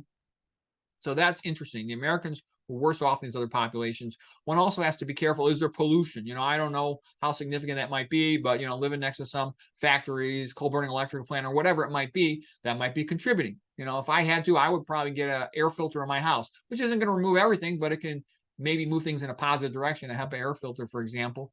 Let's see, what else? Just like the egg white prevents bacteria from growing. Remember, cancer is a lot like an anaerobic bacteria, and you minimize iron to it, that can help prevent it from growing. Ooh, I missed a page here.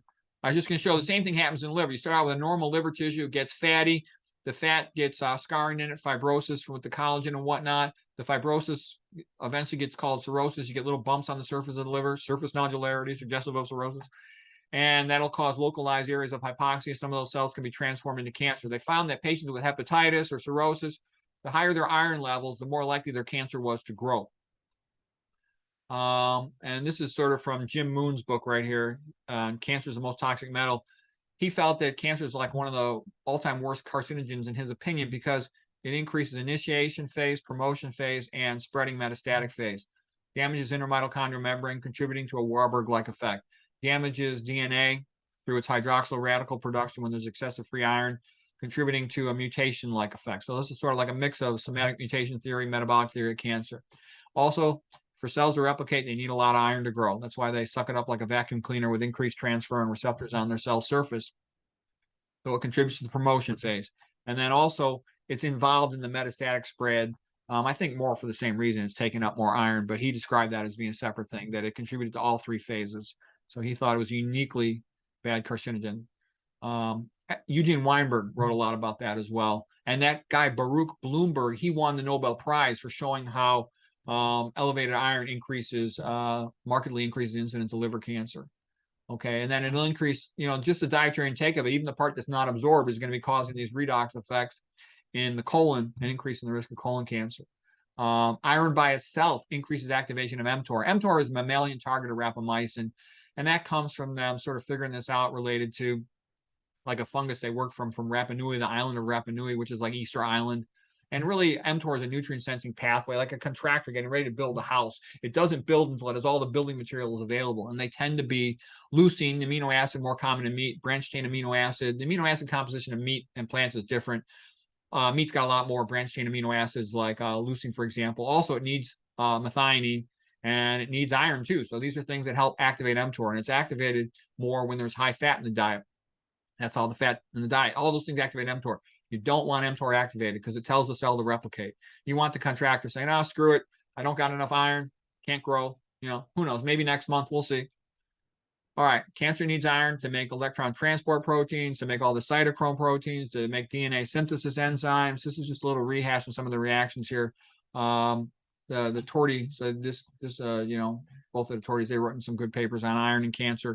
This is just a diagram showing a normal cell versus a cancer cell is going to have more iron around for all the things it needs to do to grow. I got all these papers here, so if somebody wants to read more on them, they're here. You can go look all this stuff up for yourself if you're interested. Long-term phlebotomy is lowering the risk of developing hepatocellular carcinoma. Yep.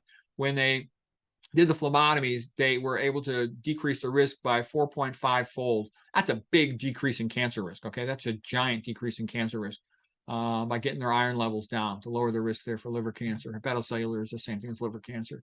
Okay. Decreased cancer risk after iron reduction here. There was no cancer when they were to keep the ferritins below 71 in this group. Here's this guy as a Charsky. Like I said, he's a real nice guy too. He's got a couple of videos, and he died, recently, but he's got a couple of good YouTube videos talking about the benefit of getting your ferritin below 80 in particular. And you don't have to have it that high, 127 and you had higher cancer risk. So that's what I meant by, I used to think 200 was the reasonable threshold, but now I think, oh no, I want it below 100, and I'm working towards getting mine below 100. Okay, iron nutrition in mice, yeah, more cancer, all bad stuff when you got more iron, free iron. Here's Eugene Weiberg. He's another iron expert, wrote a good book on iron. And he's the guy who came up with that phrase. I love it, that iron is like a fire.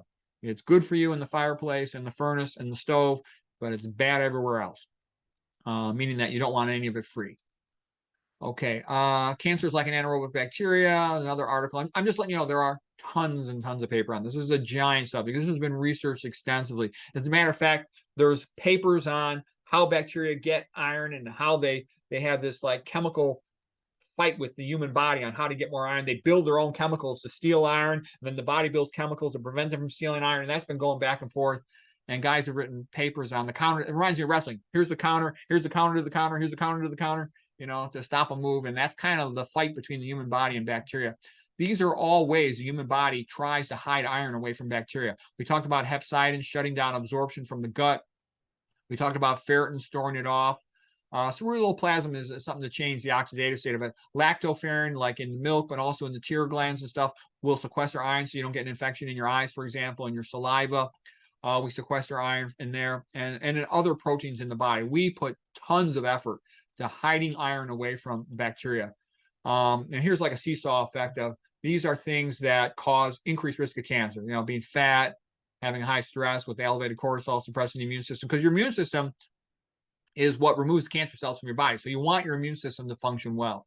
And instead of being in the overnutrition, fat phase, overnutrition, too much food, and especially too much animal protein and fat, et cetera, you want to be in the maintenance phase where you're exercising, you get your lymphatic flowing a lot better, so your white blood cells travel around the body faster to remove cancer cells. The high complex carbohydrate diet's the best one. Get your sleep, have all these things, a sense of purpose. For religion, some people helps them, an attitude of gratitude, all that stuff. At least one good personal relationship in your life, hopefully more, but at least one. So this is a cancer prevention checklist. And sort of the big thing for today was just realizing this is doable for just about anybody, getting their ferritin down, and that could potentially be very helpful. All this other stuff I talked about before, you can read it if you're interested. There's a lot of things a person can do, but I think that's an important thing because like when I see a lot of cancer patients, I've been involved in one way or the other with many, many thousands of cancer patients. Too many patients just think it's a doctor's job to try to help them. The smart person tries to help themselves. Yeah, see what the doctor can do. Maybe they can help you. That's great. But do what you can. There's a ton of things you can do. And it's based on understanding the metabolic theory of cancer to minimize cancer's access to the chemicals it needs to grow and to maximize the stuff to help prevent it from growing. All that stuff is doable. And getting your sunshine, getting your sleep, having a positive attitude of gratitude, that sense of purpose. People with a sense of purpose, they all just live longer and do better. And helping others. And I think it's because it optimizes immune system function. It optimizes all these systems in the body that keep us alive and keep our immune system, removing cancer cells and protecting us. Okay. Now I'm going to move into iron and the brain. How am I doing for time? You still have some time. You can go up to another hour almost if you want. Wow. Okay. Because I'm going to talk about something really cool. I'm going to talk about iron in the brain.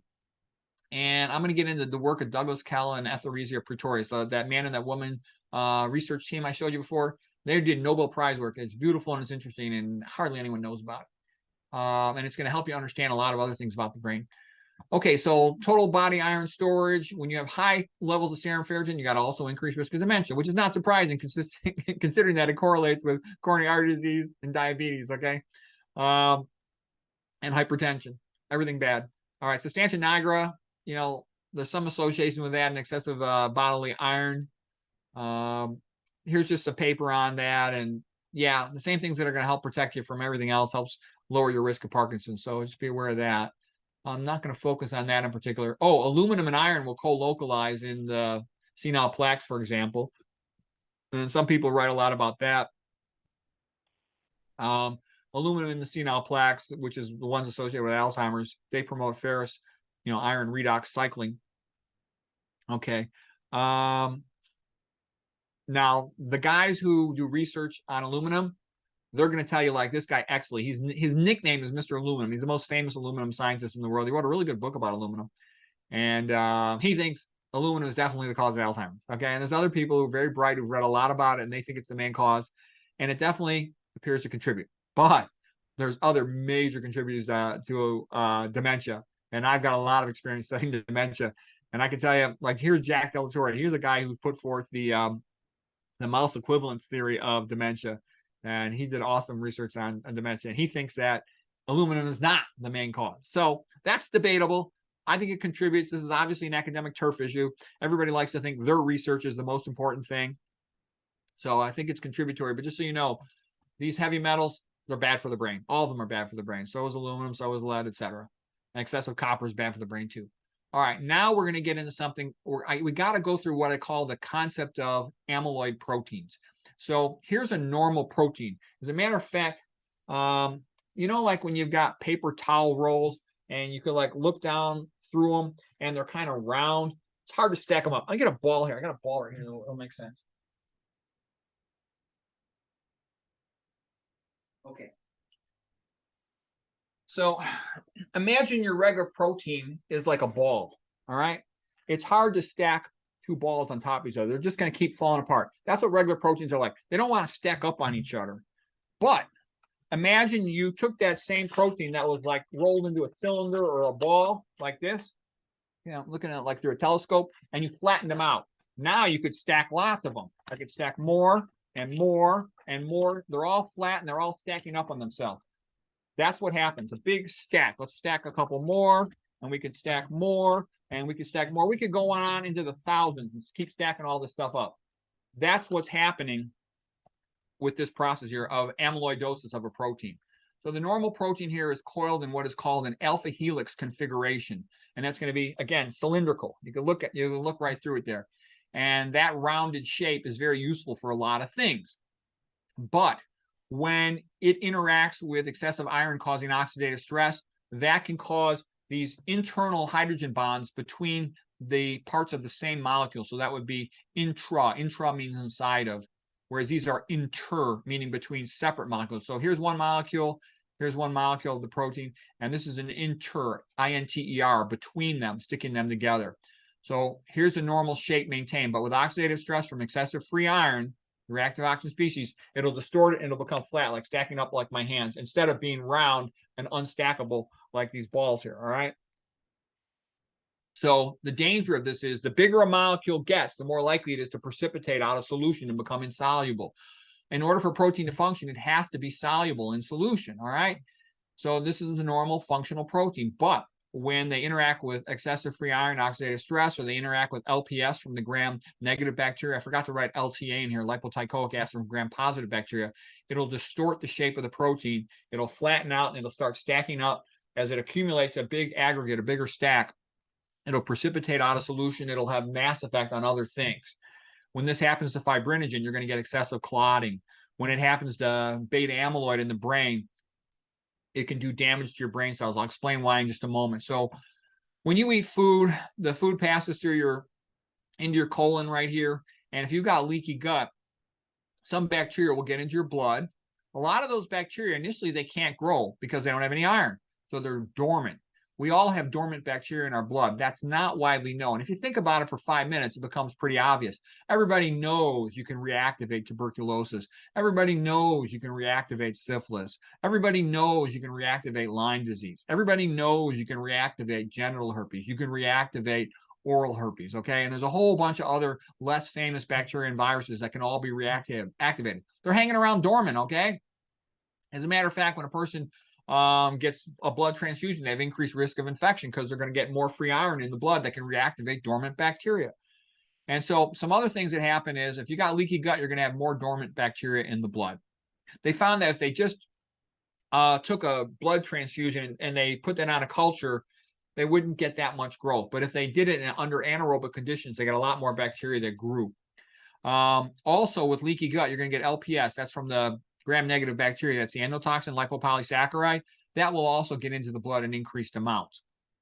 Lipopolysaccharide by itself, LPS, can interact with fibrinogen, the blood clotting protein, and cause it to transform from an alpha helix to a beta pleated sheet. So just remember, beta pleated sheet is being flat, and it'll stack up, and the big stack's becoming insoluble. This big stack of papers, the big mess, it becomes insoluble. And once it's insoluble, it can have mass effect on other things, and it can even push into other things and cause them to transform into an amyloid-like beta pleated sheet configuration and subsequently aggregate and precipitate. So this is a major concept in health, so you want to know this. Intramolecular hydrogen bonds leading to the normal configuration, wild-type configuration, and then damage to the protein, either by free iron, LPS, or LTA, causing to form these between molecules, molecule number 1, molecule number 2, molecule number 3, molecule number 4, with hydrogen bonds between them as they stack up. All right. And so that's not good. It's going to cause abnormal blood clotting, a bad form of blood clotting that's more resistant to lysis. Okay, so here's again Douglas Kell. He's got videos online, and so does she if you want to watch them, about the research on this. They got tons of paper on this subject. You can also get these bacteria and LPS, LTA getting into your blood if you have leaky gums. So you want to take good care of your teeth, your mouth. You want to make sure you floss at night, because at night you have less saliva production. You're more prone to getting calories. So clean those teeth before you go to bed. That's a big thing to do. I like those little interdental brushes. They're real fast. Avoid sweets, avoid acidic things. Okay. By the way, whenever I look at demented brains, I can tell you on the vast majority of demented brains I see, I always look at the eyes. Most of them had at least one cataract surgery. Then I look at the mouth. Most of them have terrible dentition, missing most of their teeth, if not all of them. So what I'm trying to say is these things all go together. Poor dentition, cataracts, and dementia. All right. I mean, cataracts there's multiple different causation mechanisms, but I'm just telling you, that's what I always see. I look at demented brains all the time, and if I see a couple of cataracts and poor dentition, I can expect the guy's got poor cognitive function. Okay, I'll look in his chart. All right. Like I said, when there's free iron available, these bacteria in the blood can come out of their dormancy, their hibernation, so to speak, and they can release LPS or LTA into the blood, and that can cause a prothrombotic milieu around them, and they can cause a lot of clotting. Surprisingly, how bad it is. If they simultaneously, the person has areas of blood-brain barrier breakdown, increased permeability, this can then have an effect on the brain, including be related to precipitation of beta amyloid in the brain. And that was kind of the big theory of Douglas Kell and Pretorius, that these leaky gut or leaky gums leading to bacteria and LPS and LTA in the blood was causing precipitation of beta amyloid and causing dementia, Alzheimer's type mechanism. So they use that as their explanation for Alzheimer's. But like I said, it's causing clotting all over the place, which can increase your risk of myocardial infarction and stroke. So here's one paper about translocation of bacteria and their lipopolysaccharides between the blood and the peripheral locations. The dormant bacteria being reactivated. By the way, some of their papers are like some of the most cited papers you'll ever see. There's lots of researchers fascinated and interested in their work. Okay, like I said, everybody knows about these common bacteria and their dormant phases, and less people are aware. It seems that the bacteria have the ability, and some of the viruses almost sense when the immune system is weak. Maybe the cortisol is high, for example. Some other bacteria can do weird things, like even live inside of a white blood cell or a red blood cell. That's getting into some esoteric stuff. We don't need to get into that. But I'm just letting you know, dormant bacteria, they've seen it in Micrococcus luteus and a whole bunch of other ones. And like I said, they're sort of sitting around waiting for some iron to become available. Proteobacterium acnes was another real common one. Okay, so LPS, from the gram-negative bacteria, it interacts with something called toll-like receptor 4, LTA with toll-like receptor 2, but LTA is really just about as bad or worse as LPS. People didn't know as much about LTA because it hadn't been studied as extensively. I'm going to show you a really great paper that by those guys. And they refer, the terms they use is iron dysregulation, and they call it the iron dysregulation and dormant microbe hypothesis, okay, of Kell and Pretorius. Inflammation itself is prothrombotic. When you have inflammation, the liver releases what are called acute phase reactants, like to deal with any inflammation or infection in the body. And that includes clotting proteins, fibrinogen, factor VIII, von Willebrand factor. Also, when you're stressed out, being stressed out is sensed by the body as like an acute phase reactant mode, and it'll release this stuff in there. That's why stress makes the blood a little bit more prothrombotic. And of course, LPS and LTA make the blood more prothrombotic. Okay, so iron dysregulation, another paper by these guys, and dormant microbes, causative agents for impaired blood rheology, making the blood thicker, more prone to clotting in Alzheimer's dementia. Okay, so they show the leaky gut, compromised gut barriers, getting bacteria and LPS into the blood. They call it atopic. They really just sort of mean ectopic, bacteria in the wrong location. You don't want bacteria in your blood. And they'll show them, you know, with their scanning electron micrographs, for example. Here's a bacteria in the blood. It doesn't belong there. Abnormal platelet here. It's sort of a blebbed platelet. They're not supposed to look like that. And you'll also show them. I'll show them later with different types of clots around.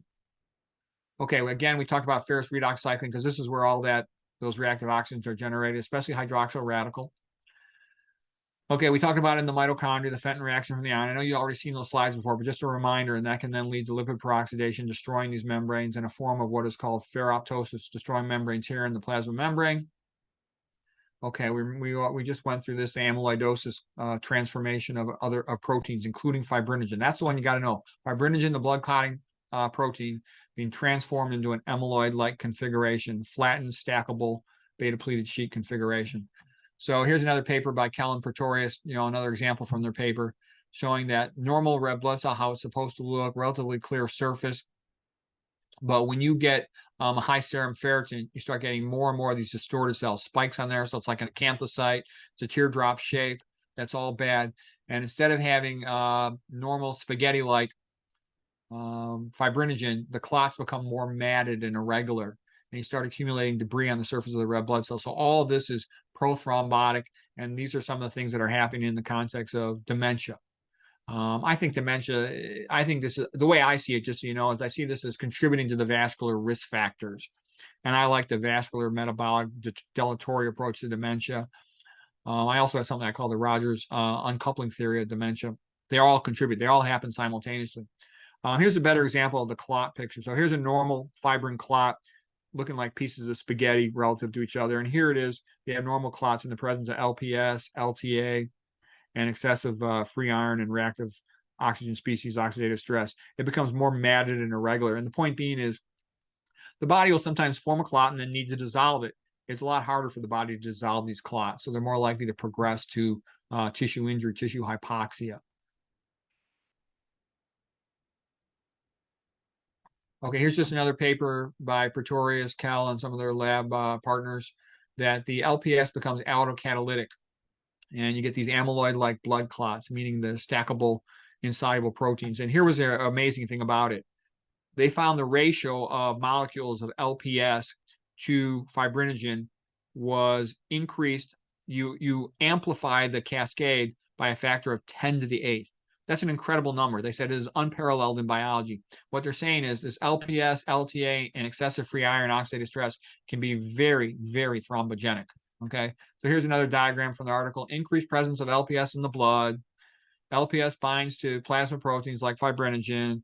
LPS-bound fibrinogen clots abnormality because it's transformed into an amyloid-like protein, meaning going from a alpha helix cylindrical configuration to a primarily beta-pleated sheet flattened configuration where it can stack and the hydrogen bonds form in between separate molecules rather than being inside the same molecule. And that starts causing clots in different locations where you don't want. All right, now here's a cool paper where, you know, where they sort of prove this additionally is for LPS and LTA and for iron. It's a rather amazing paper here. And to me, this is like the grand finale. You know, you see the fireworks at the 4th of July. Look how magnificent this paper is. This is like Nobel Prize work here. Normal control, you don't see this. By the way, Congo red is a stain that binds heavily to any protein in an amyloid configuration. And so what they showed was when you add, you know, platelet-free, platelet-poor plasma or just blood, thrombin, and fibrinogen, you add a little LPS, you get this dramatic increase in clotting. You add a little extra iron and you get oxidative stress, dramatic increase in clotting of these amyloid forms of the protein. Same thing with LTA from the gram-negative bacteria.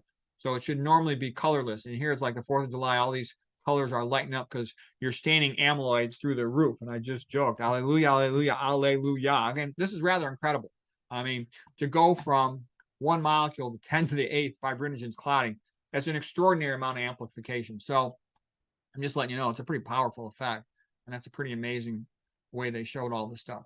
And there's other things that can happen. These aggregates, you imagine these are the stackable proteins. They drew them this way. This is how they drew them, but they can sort of intercalate with the outer leaflet of the plasma membrane of a neuron, let's say in the hippocampus, and they can have a mass effect upon the NMDA receptor for glutamate. That is the most important neurotransmitter in the brain. It's about 80% of brain neurotransmitters, in particular in the hippocampal memory center.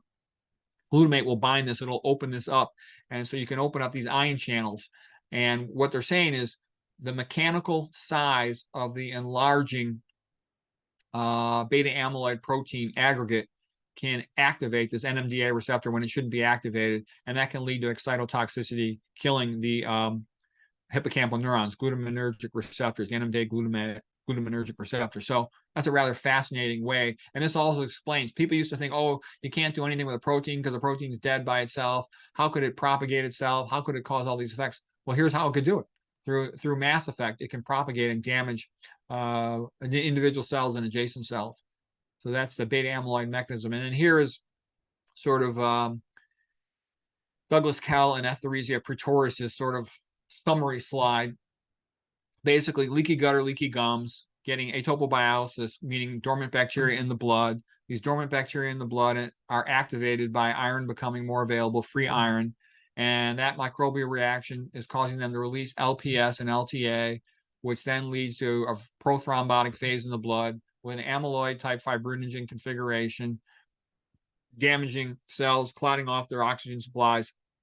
And in the context of blood-brain barrier permeability, which is often present in some location, like normally in the circumventricular organs around the third ventricle, but also when there's damage to the blood-brain barrier from hypertension, from diabetes and whatnot, from strokes, from head trauma and whatnot. You can then get some of this entering into the brain and having prothrombotic effects in the brain and amyloidogenic effects on the beta amyloid protein around the outside surface of neurons. So it's a rather extraordinary thing and sort of fascinating. So anyways, I thought that was pretty cool. So what does this all mean? What it all means is it's a good idea to keep your iron low. Okay, that's sort of like the take-home message. You want to avoid things that cause leaky gut because this leaky gut contributes. So all that stuff we talked about in a recent lecture on autoimmune disease is relevant to this. Everything we talked about autoimmune disease is relevant, not just leaky gut, but the other stuff and things that cause tissue hypoxia. So I thought that was rather fascinating, the whole way that iron is not just a problem for growing cells, it's also a problem for reactivation of dormant bacteria.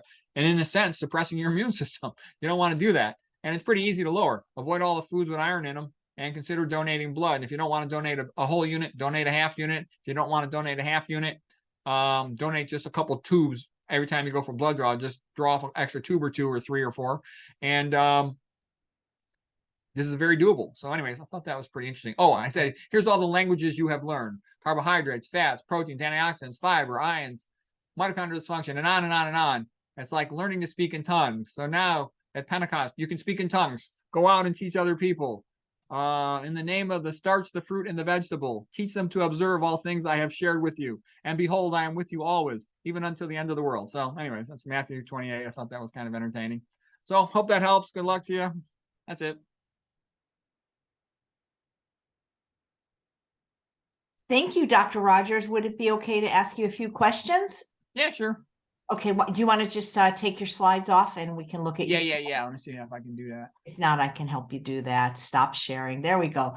So I'm curious why this topic, what got you interested in exploring iron so deeply? Well, it sort of seemed to me one thing that was standing out uniquely that was doable. You know what I mean? You go on the whole plant-based route and you can optimize a whole bunch of things. You don't have to really think about it. But look at me. I'm a perfect example. I had done everything as good as I could do it with the diet, but my iron level is still high because you don't reverse things as fast with iron as you do with other things. You know, like you listen to Dr. Caldwell Esselstyn, he'll tell you you're going to get improved blood flow, you know, just 2 days later and dramatically so within a week. You'll start making more nitric oxide in your endothelial cells and they're still coming back to life, if you will. But the iron, you can't change that because your body cannot excrete it. You can only excrete, you know, 1 milligram or 2 a day. So you've got to do something on your own to make an effort. It's not going to fix itself as easy as other stuff is going to fix it. And you're putting yourself at risk for a lot of problems. So I actually, like I said, I donated some blood and then I have a couple extra tubes pulled off when I go for blood labs. And I also I'm real careful about avoiding foods. And a lot of people aren't aware of those grains having the iron added to them. So, and I have an iron filter on my water to remove it from my water, drinking water and shower water and all that. What kind of water filter do you use? Well, first of all, I got water from a well. And the reason is because well water is the best. Everybody thinks, oh, I want city water. I want city water. Well, why do you want city water? Okay. Because the city water, a lot of times, is F minus, it's got aluminum in it, things you don't want. If you got to test the well water first, you don't want to have your well right next to a place where they're doing fracking or who knows what, but check the well water first in that community. And then I think a well is better to have. And then I have a reverse osmosis filter for in the kitchen. So that's sort of the optimal filtration. Distillation's maybe a little better, but distillation's a little more complicated. But then for the whole house, I'll have a carbon filter for the whole house, and I'll also have an iron filter. Okay, so because iron will stain things, it'll stain like your bathroom floor and other things. So those are the reasons for doing that. So a lot of people worry about the opposite problem of having low iron.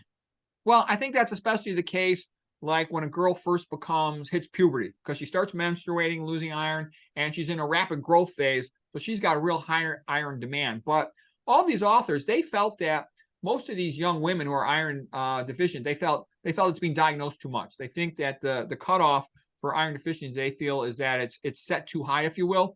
And they think lots of women are being overtreated with iron that don't really need it. They're asymptomatic, they're healthy, and they think that the threshold should be set lower. So that'd be something, to work out with the hematologist or the internist, whoever is the person for that patient. But just be aware, they claim, these multiple different iron experts, that a lot of women are getting started on iron supplements at a young age, and they keep taking them, sometimes for life, and they're just making themselves iron overloaded, and it's a mistake. It's bad for their health. I took some, by the way, your lectures are so comprehensive, and I think they're above my pay grade. I'm curious, do you ever lecture at medical schools or to physicians? Oh, I do all the time. It's very common. I have a lot of internal medicine friends. They come to me for management of a lot of problems you would consider internal medicine problems.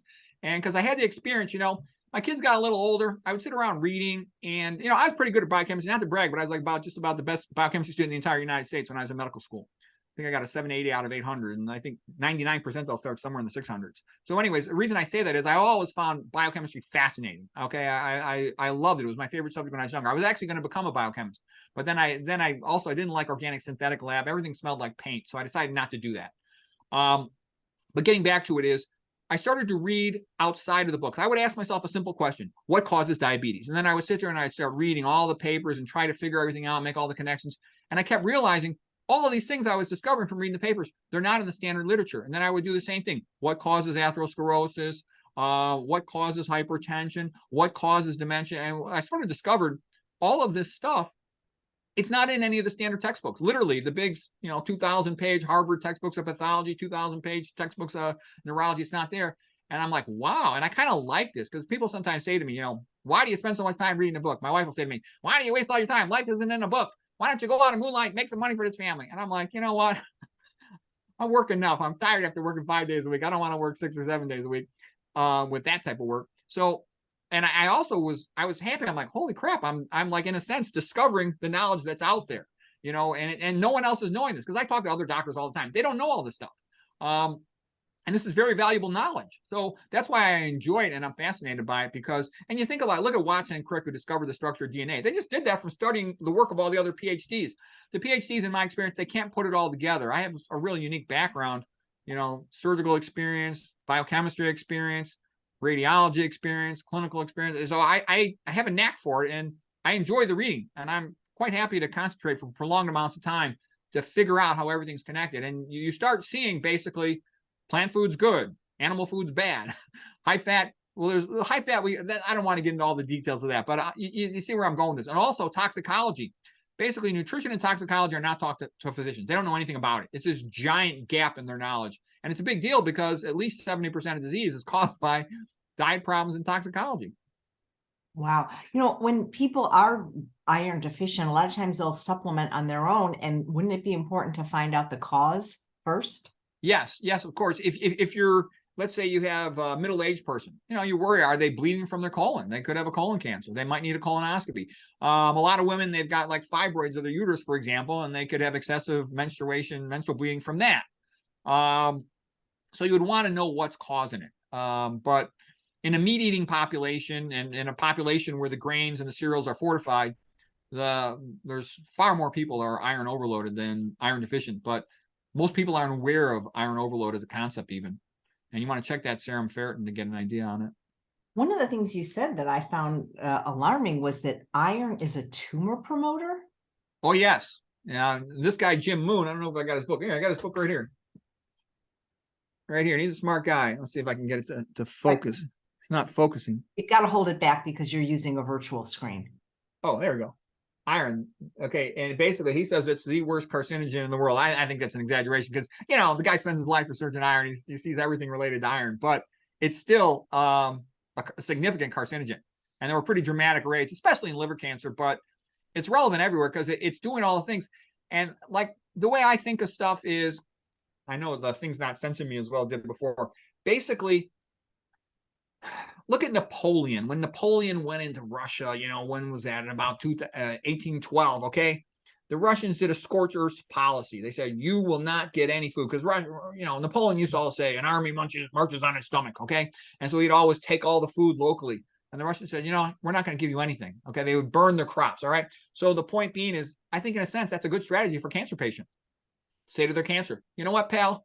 I am not going to give you any iron. I am not going to give you any extra leucine. I'm not going to give you any. I'm going to methionine restrict. I'm going to leucine restrict. I'm going to iron restrict. I'm going to restrict fat. You're going to get nothing. Okay? That's it.